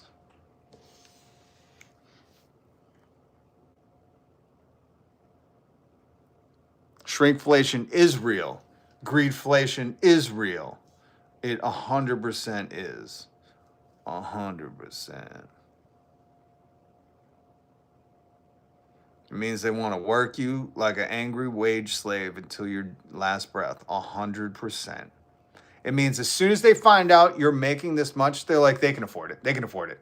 And the irony of this, right, is they'll be like, oh, we can charge them more to afford it. And then what they do is this is Scott Boatwright, CEO of Chipotle, worth $50 million, spent $2.3 billion on stock buybacks, artificially inflating his own value because stock buybacks were illegal till 1982. So criminal. Pre-1982 criminal. That's what we'll call Scott Boatwright. With a name like that, I'm sure he fucks boats. Anyways, what were we talking about? Who said something? Shrinkflation. Oh, so that's why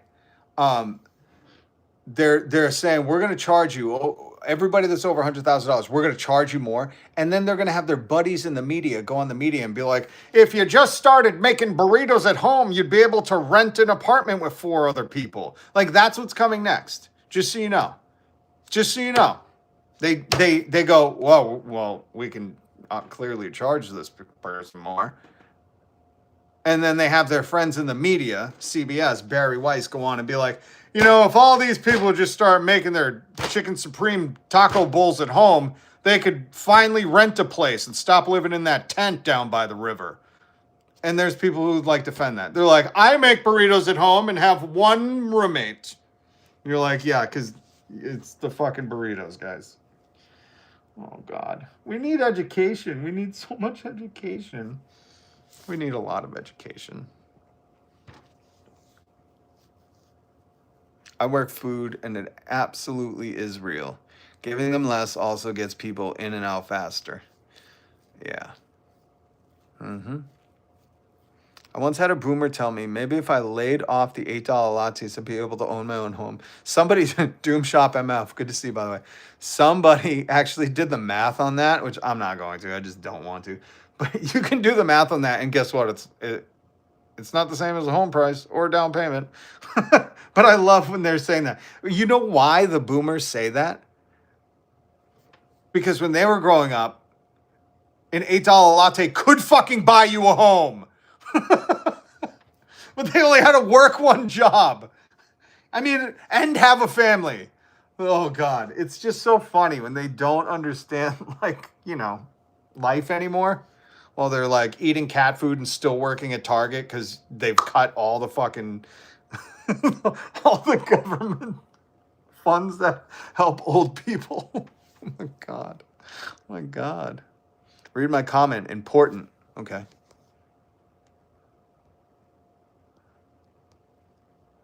Listen, you work at tax and store. Oh, guess what? Taxed, so you finally retire because you back and hip, literally chronic pain. But at least I have a house, no taxes, you didn't pay. Bye house. Exactly. And they'll take it from you. What do you think of reverse home mortgages? The government will own that home real quick. And if not, don't worry. All their friends at BlackRock are ready to buy your whole neighborhood, turn you into renters while they price fix every neighborhood around you. These are real stories, folks. This is happening in America. Meanwhile, we got people fucking saying shit like, if you just stop buying coffee, if you just made that coffee at home, you'd own a mansion. I'm pretty sure that's not how it works, but okay. Hey, Go Samurai, mate. Go Samurai. Oh, snap. I love when this happens. I'm sorry. This happens only once in a while. Friends are seeing each other in the wild, and I just got to take a minute to appreciate that because I've done that too on live streams. I'm like, oh shit, look, I see Dusty. So that is cool. That is cool. I absolutely, this like one of my favorite things on YouTube isn't so much doing a show, but it's when friends get together inside the show. That's what kind of family we are here. We just take a moment that two old friends haven't seen each other and got together in this live and say, hey man, hey dude. I love that. I fucking love that. Binary Ghosts 5131. Thank you for the $5 super chat. I am only supported by viewers like you. So if you want to support the channel, if you want to speak truth to power and you can't, or maybe you don't want to show your face, that's fine. Support me. Hit subscribe, hit the notification bell. I'm out here every fucking day telling these twats to shut your goddamn mouth. Jesus' love doesn't extend to you. Quote, if you just grind the service industry economy to a halt, you can afford everything. And then later, the latest youth generation is killing XYZ. Those are the headlines. 100%. And it's so funny because literally those have been some of the headlines. Medical debt, Pedro, is the #1 cause of bankruptcy in America. Yeah. And if you ever just for fun, it's not, go to GoFundMe and browse it. It's all medical debt stuff. It's horrifying. It's horrifying to think these people have a condition that we have the cure to, but they just can't afford it.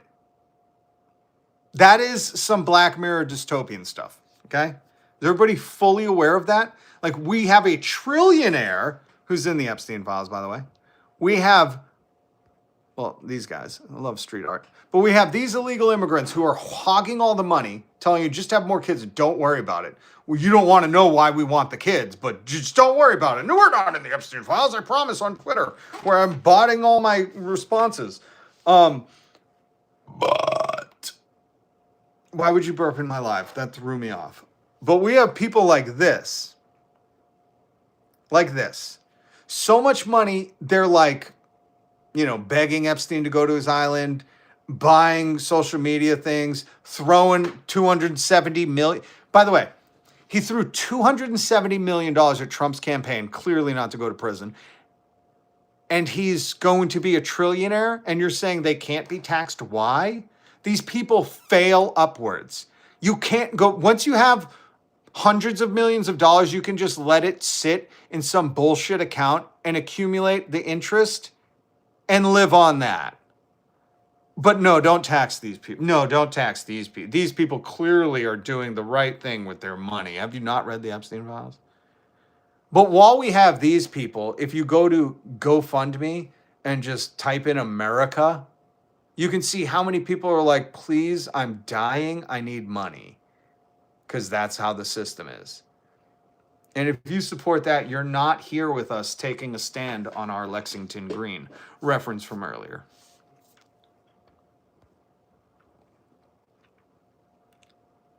Bitching. Oh, Sajan. Thank you. Love the comment. Bitching about Bad Bunny and his English, but not on Melania. Yo, let's bring this up again. Nobody understands a word this guy is saying. Let's just respond to that. Be best. Be Best. If you don't know, that was Melania's first regime's campaign of, I don't know, being best. It's not even being best. It's be best. Like, for all the people who like to yell, speak English here in America, I don't hear you saying that to Melania enough. I do. She's the only one. She's the only one. I'll be like, speak English, bitch. You know? I don't know. Just call me crazy if you're going to be in the White House next to a wannabe king, a tyrant. I think you should speak English, bitch.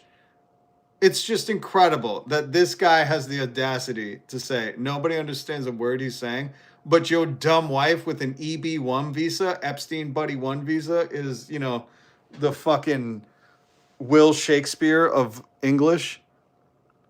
Binary goes 5131. Thank you. Thank you for the $10 super chat. Holy smokes. Thank you. It's not the interest they live on. They take loans with their assets as collateral. Company stock is an asset. The game is on the stock value grows faster than the interest on the loans. 100%. No, 100%. I totally agree. That's what I was saying earlier about the stock buybacks. So if you look, they'll take a salary of like $1 million, but their compensation package for these CEOs is like 13 to 22 million. And most of it they take in stock. That's why in 1982, they legalized stock buybacks. It was illegal because everybody in America agreed, except for Ronald Reagan. And the corporations, clearly. But everybody in America agreed stock buybacks are just buying your own stock to artificially inflate the price. Your company didn't change. It's not worth more. You're just doing it to illegally manipulate the market. So now when we were reading about the CEO of Chipotle spending $2.3 billion, not on workers, not on improvements, not on better foods, not on, you know, fishing local or whatever you call it, not on farm to table, no, on stock buybacks. Why? He probably gets, we read he has over 200,000 things of Chipotle stock. So what happens is they do the billions of stock buyback. His stock is worth a lot more. He takes out a loan against it, has to pay taxes on none of it, and that's how the rich operate. Welcome to school. Hey, Lady Wiser, double tap, like, and share, and subscribe. It is free. And you know what? Listen, if you can't financially support the channel, like, or become a, what should we call it? If you can't, hold on, I'm going to use some C-suite language. Transaction performance and Hold on. drive meaningful transaction. If you can't drive meaningful transaction performance for the channel here, like Binary Goes 5130, thank you so much for the $10 super chat, then the next best thing is not a meaningful transaction performance, but a free one. Hit subscribe, hit the notification bell. I'm going to start speaking C-suite. No, it's too douchey. I'll just do it when I'm making fun of them. Citizens United should be the next lesson. Yeah, in Maine, they had a ballot measure against Citizens United. Oh, Jessica Starr, thank you for the GOAT trophy. Oh, that looks like the llama in Fortnite with horns. That's cute. Trump is #1 mentions in the Epstein files. Thank you, Tree Rogie. He is 38,000 times. I didn't think MAGA would say that, but here you are. Zenelli, Citizens United, the last nail in the coffin. Yeah. And if you want to join the Discord, I think link in the description. Cage Shadowman, subscriber, family member, Vanguard Coalition, church member, join, hit subscribe. He has some amazing history on how we got there. I was spending some time this weekend reading. What are you talking about, Darren? These are factual things happening. Wait, if this is the Darren, I'm thinking Darren is a MAGA. So they do what they call straw man arguments, and my feelings matter more than facts. Every accusation is usually an admission. Dancing is disgusting, especially for young kids. We know his is. Mel! Is that Mel? I don't know if that's Mel. No, that's me. Sorry. Me, thank you so much. Do you listen to Soul? He's a rapper, lives in Maine now. Huh? What? Oh, what? I love new music. Soul rapper. Or Soleil? No. Is it a girl pimping on wax? No. This has got to be it. I'll check it out. I love remember, fellow comrades, YouTube billionaires take 30% of the super chat donos. Yeah, but it supports this channel. So I also have a buy me a coffee down in the thing. And here's the sad reality of America. Everybody's taking a cut from the workers. But the more important thing is if you support this channel, it does help. I want this channel to grow where I kept saying I want to do the morning show for leftists. Like I would go real early, then we could have Chris Valenti, then Sam Cedar, then Hassan. I think that'd be amazing lineup, right? Amazing lineup. But then at night we could have a Hakeem or a Second Thought or some more news for the nightly news. Stephenson, thank you for the 199 super chat. Appreciate you and good to see you today. Rob, what's up? In between jobs, can't stay, but keep fighting the good fight. Duffy, good to see you. Love seeing you in the comments. Arab vlog, appreciate you. Love you. What was I talking about? You guys threw me. I started saying hi to everybody. I lost focus. Goddamn DAA, ADD, whatever it is. MC Soul, the guy, not the girl. He started Anticon Records. Death Drive is a great album. Okay, thank you. MC Soul, because there turns out there is a Anticon. Got it. Underground. Oh, he started Anticon in 1998. Okay, I like that. If he's got some bottle of humans. Okay, cool. Hey, thank you for the recommendation. That's rad. I love getting recommendations. That's why I play Bunk Bed Coffin for you guys. You said about leftist podcast something. Oh, thank you, everyone. Thank you so much. I get sidetracked so easily. Yeah, so I was saying, supporting this channel in any way you can, whether it's hitting subscribe and the notification bell, joining every day like so many people do, Jessica and Stephenson and Duffy, and if I didn't mention you, my apologies, Zen, Arab Vlogs here today, me, little Chihuahua Mama. But doing that stuff supports, because my ideal thing is to become the antithesis of all these grifters that are telling you, oh, facts don't care about your feelings, and then they go on to tell you about their feelings with zero facts behind them. Or like Ben Shapiro, they cherry pick these weird uncontextualized facts to present it, and then he speed talks and doesn't let anybody fucking, call him out on it. That's why he has to go and debate fucking freshmen at college. Could you imagine if I went to a college to try to debate it's just not cool. You know what I mean? It's like they're young minds, man. They're still molding.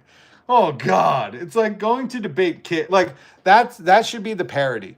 I should go to like an elementary school and just start dunking on Republican kids. Go to an all MAGA red district where they teach creationism and just start fucking slamming the kid, be like, in your face. That's like what Charlie Kirk made his career on. He's like, I'm going to go dunk on all these freshmen. And people were like, wow, what a smart guy. I don't go to school, but what a smart man. I bet you if I did, he'd be in a book. Oh, God. So anyways, my dream is to, combat all that bullshit by speaking truth to power, not pretending like, oh, the Epstein files are fine, but it's really the Super Bowl dancing that is the problem in today's America. That's really it. I don't like hypocrisy, and I certainly don't like fucking kings. Don't blame me. Blame my DNA. It's just my heritage. It's just my heritage, not liking oppressive tyrants. I don't know what to tell you. 1775. So here we take a stand on Lexington Green and we say, no more maggots. We used to have to go against the redcoats, and now you just identified yourself with red hats. By the way, I forgot. I was going to tell you a story before I wrap up. Yeah, that's it, Slappy. Why don't you go somewhere where they talk, where they can draw the images with crayons for you? I think that's more your speed, buddy. So listen, yesterday there was a maggot in the store, but I didn't realize it, right? And listen, I like to hold doors open for people. Call me chivalrous. But no joke. So this lady was coming out with her boyfriend, and I was just holding the door, just standing there. It's 2 degrees outside. And I was just standing there. She came out and was like, thank you. And then the guy was like, don't worry, I'm taking my time. And I was like, yeah, don't worry, take your time. No problem. You know, I just stood there. And he's like, no, really, really. And I'm like, okay. So I walk inside and keep the door open for him, you know, because I'm like, no, I don't mind. Like, let me hold the door for you. It's a little gesture, but you have something in your hand. Let me do it. So, you know, I just wait. And then he finally walks out. What? No. I will finish in a minute. You don't dictate to me. See, my boss is coming down my throat. God damn, these bosses are so ruthless. She's like, get more donations. I want treats. No, I will not. No, you capitalist. I didn't know cats could be like that.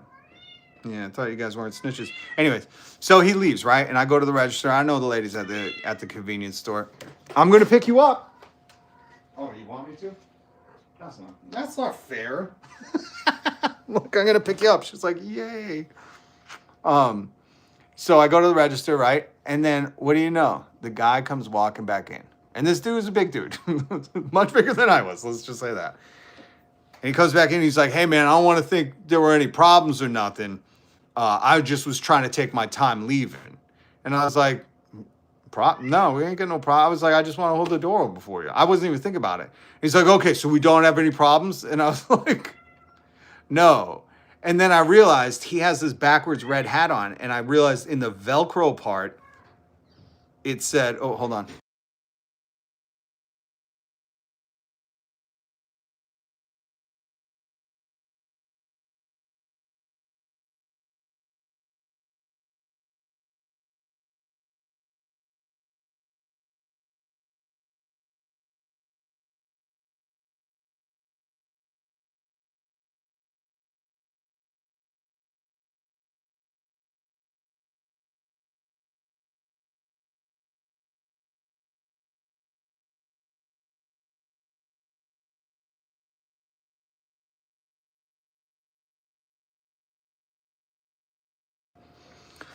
Oh my God.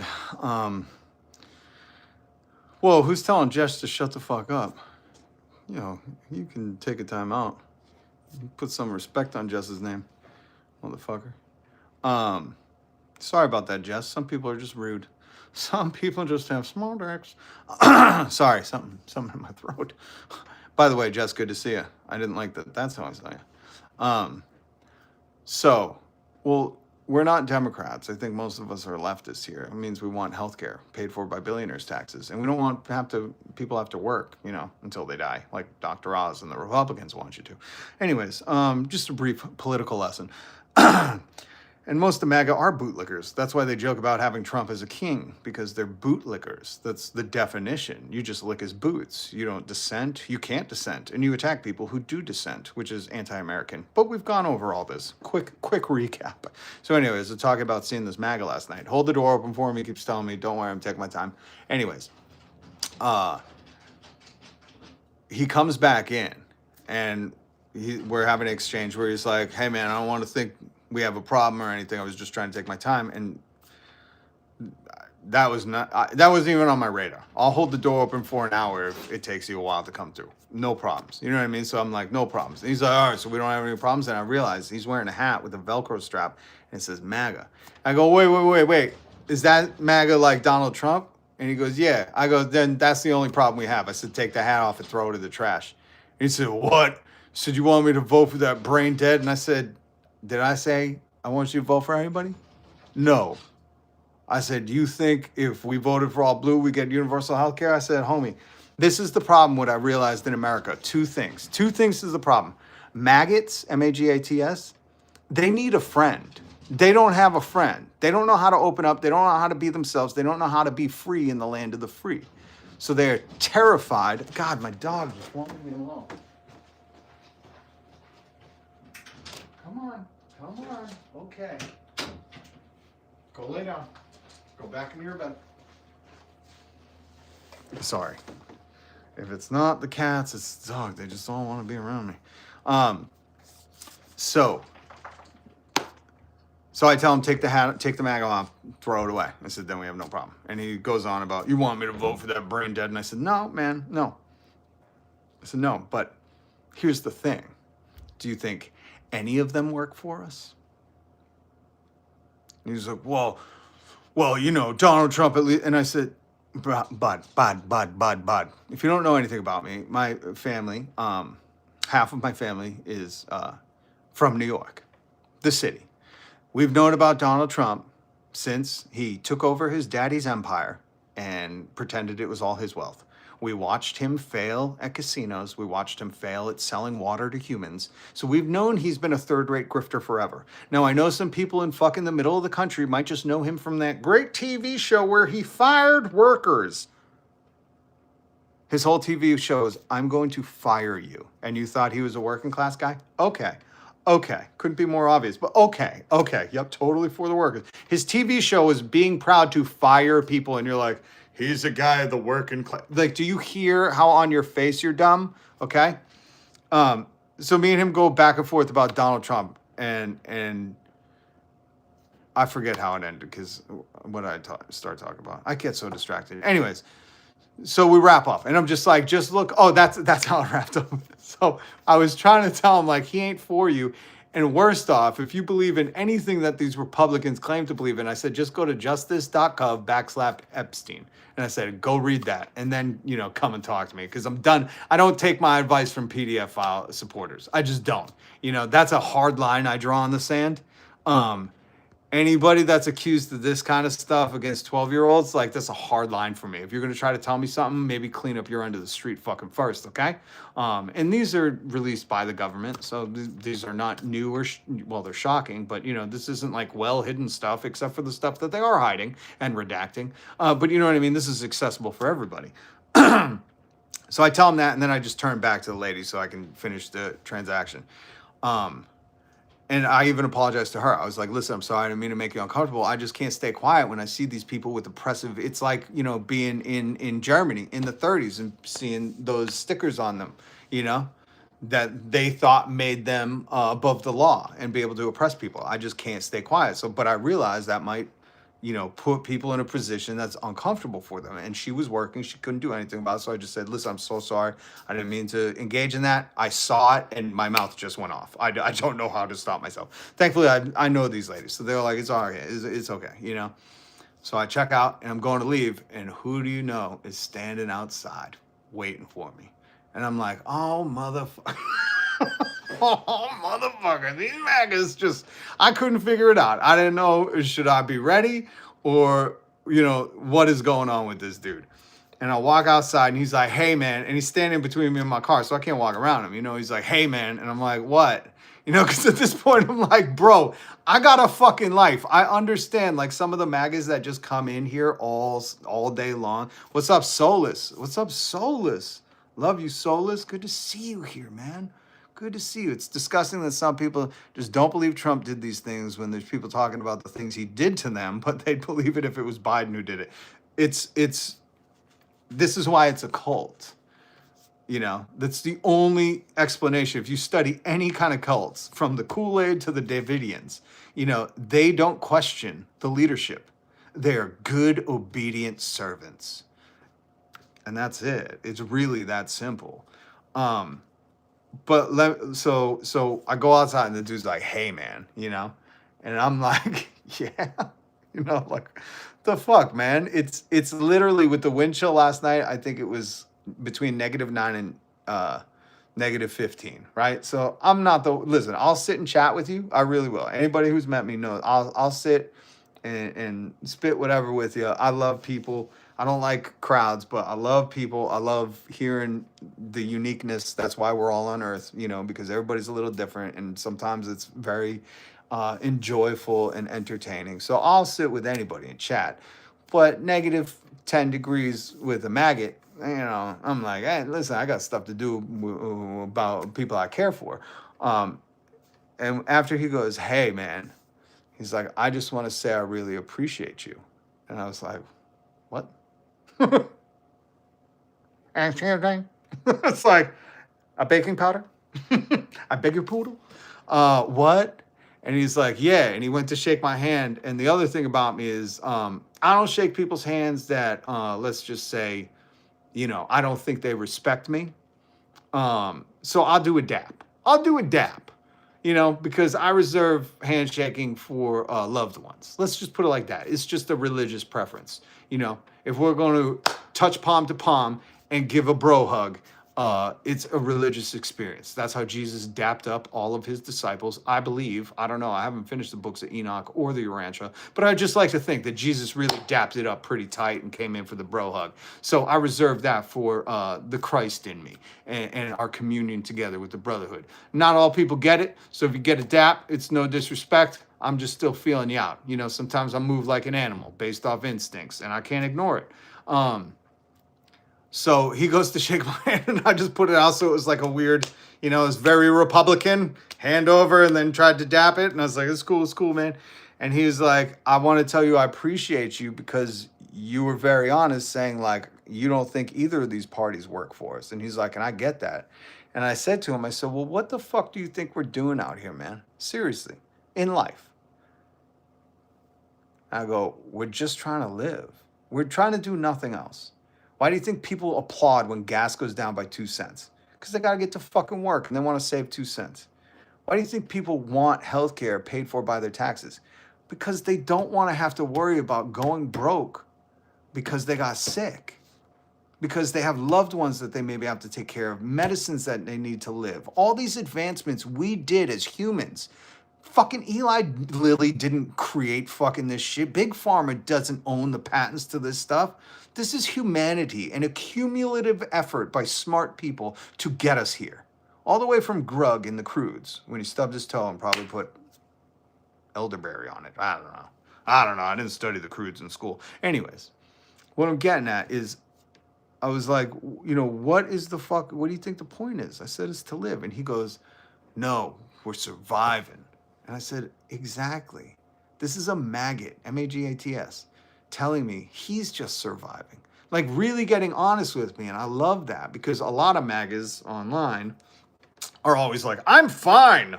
I own my own home. They don't tell you the backstory. They don't tell you, like, you know, their mother died in the fucking living room and they got to inherit the home and now they pretend like I paid it off myself, you know? And they're like, and I just work one job. And they always have shit to brag about with no proof behind it. And it's always amazing unless Joe Biden's in charge and then eggs too expensive. You see what I'm saying? It's the hypocrisy of it. But it was beautiful. And I stood outside with that dude and chatted with him, even though I could not feel my fingers because he was open and honest with me. You know, he was like, nah, man, we're just trying to survive. And I was like, that's my point. I said, what do you think I'm fighting for? I'm not trying to fight for some fucking rich person to get elected to turn around and tell me, oh, we can't do that. My real sponsors fucking don't want to, you know, make sure you cannot die or retire. And I'm like, bro, and if you think Donald Trump is anything fucking different, like just look at his history before he was president. Go look up at contractors he didn't pay. Go look up black people he wouldn't rent to. Go look up at black people that didn't commit crimes that he paid full paid ad. He took out full page ads to say, arrest these boys, but worse. With his dad's money, by the way. None of it was him. And that's the other thing. I asked the MAGA. He goes, I go, how much do you think, you know, was his money? And he goes, he only inherited $100,000 from his dad. And I said, my man, you need to do some more reading because that's the lowest estimate I've ever heard. Most people say 2 million or 200,000, but 100,000 from his dad. I said, do you know where he got his business? Do you know where the Trump organization came from? It used to be called Fred Trump Real Estate. It was his dad, and he cut out all his family members so he could siphon the wealth for himself because he's a greed swine hog. He's a snarfer of greed. And he was like, oh, really? And I was like, God damn. And this is why you cheer on the Department of Education being eradicated? This is why you think America is better when it's not smarter? Like, this is common sense shit. Everybody has the internet. I know they charge a lot. We're trying to nationalize that too. 100 million more likely. Yes, thank you, Jess. Biden shitting his pants. That is right, Zen Ali. Eggs were over $10 under Biden. Oh my God. And now they're free. All hail Comrade. All hail Comrade Trump. All hail Comrade Trump. Like, you're missing the point, Sunshine. You're missing the fucking point. You're making my point. Oh, Biden made everything horrible and now everything's great. We don't have health care. We're an isolation nation and we have a domestic army on the street, but everything is fine in Eggland and Gasland. It's 12 cents off. I don't care if the domestic army is quartered in my house as long as I'm getting 12 cents off my gas. Like, you're making the point, buddy. You're making the point. You're not even a bootlicker. You're like a fucking welcome mat for them. He called for the penalty for the Central Park Five. Yes, I was just trying not to. I don't know what I can say. And here's the thing. If you really want to help the channel, please hit subscribe. Please hit the notification bell. I know there's a lot of people unsubscribed that watch this, but they are casual viewers. And as long as you're not MAGA or very fashy or oppressive of any type, please hit the subscribe button. It does help this channel. It really, really, really does. Because there is like a bot army that is like, I'm telling on you. They come in here. I had a screenshot it the other day. Like, they come in here and they're like, that's it. I'm reporting you to DHS. I've had people say the FBI, DHS. I'm like, all of the government now is just a Karen 911 phone call for these MAGA bitches. They are so thin-skinned that when you just show, federal documents against their queen, they're like, that's it. I'm sending this to DHS and I hope you're deported. And it's like, is that really the American spirit? Because if, let's just change that to Biden and all of a sudden you're fucking applauding me, like something's wrong with you at that point. Something's wrong with you. You understand me? So.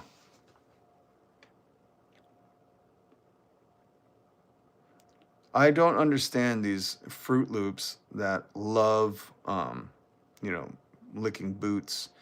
MD Myth, thank you. Our leaders get booed at the Olympics now. Yep. Are we great yet? Are we great yet? The Second Amendment is for a tyrannical government. Oh, Jess, I have to send you this Tad Stormer video. It made me think of you because that's what he's saying. He's like, the Second Amendment wasn't like for shits and giggles. It's like, it was literally like they wrote it because they were like, oh no, they're not sending a king and an army to our house again. Fuck that noise. And all of these people are like, no, don't be well regulated at a protest. And you're like, what?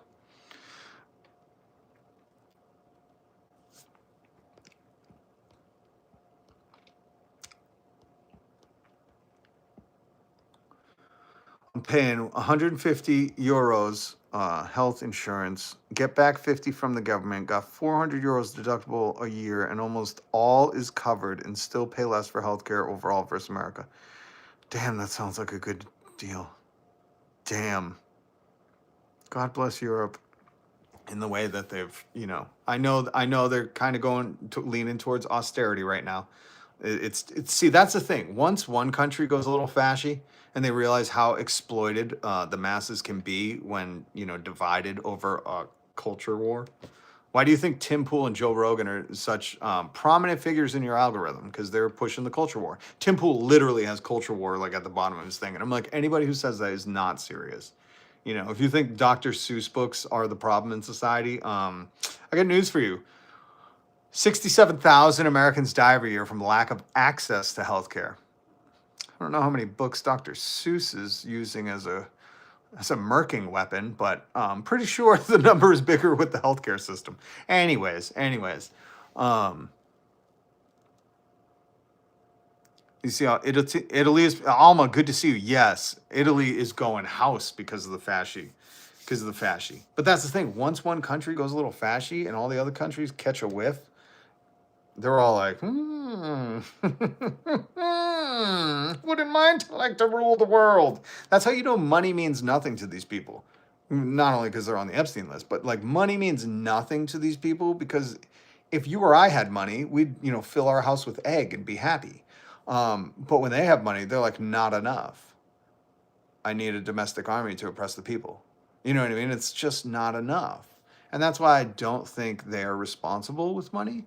And if they can't afford to be taxed, maybe they're living outside of their means. That's just my theory. But yeah, Italy, the people are protesting. And let me tell you, the Italians protest like the French. Oh boy, it is lit. It is a vibe. I was watching some of the protests, and they had, I don't know what it was, a firework thing, or just sprayed fireworks out, and I was like, where do you get those? Ooh, John Dean, Conservatives Without Conscience, 2007. Oh, I love getting book recommendations. See, this is, you know what I'm jealous of? People having money. They get to read more books than I do.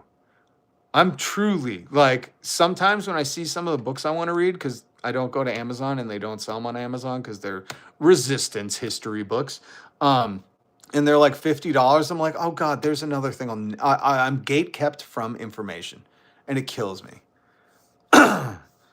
Throwing at the government, amazing. Oh, are you talking about the French when the trash guys were piling up? I mean, if you didn't see the French protests, go watch those videos. They know how to do it. Speaking of French, hold on.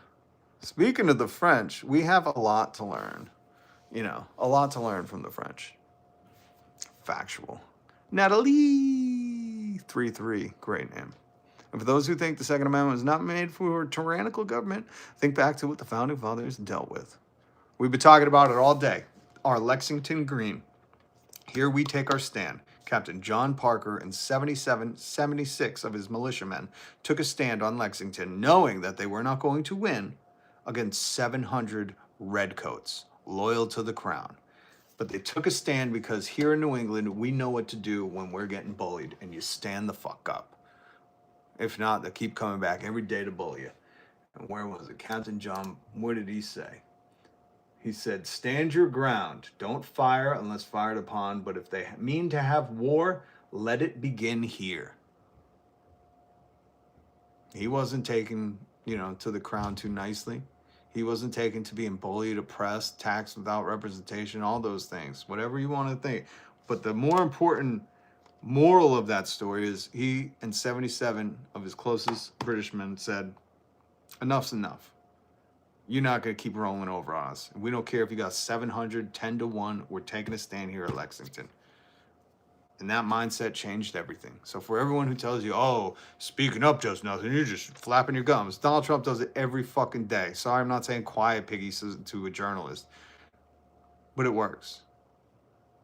That's why we're humans, because we can communicate. Like this, with language. Chucky Arla.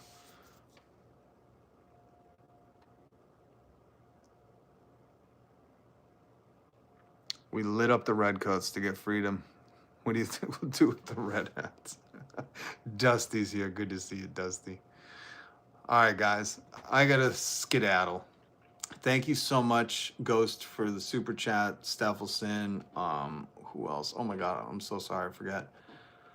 Hey, what's up, Christine? How are you? I hope you guys have an amazing, amazing day. I hope you get to create something, be creative, spend time with a loved one, do something amazing.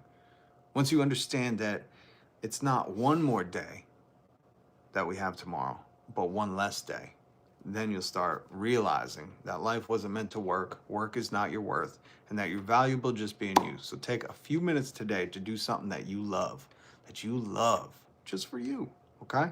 That's my message ordained by God. Zen Ali, stay dangerous. Always when we're talking out against tyrants, we are all dangerous. We are all disloyal to the crown, as they call them, dissenters. And if you've hit subscribe, if you hit the notification bell, thank you so much. You're joining more than 11,000 people like-minded that said enough is enough. This is our Lexington Green. Zerjon. Thank you. Stay safe, y'all. Have a great day. All right, guys. Much love, much respect. Peace. Go watch Hassan. I don't know.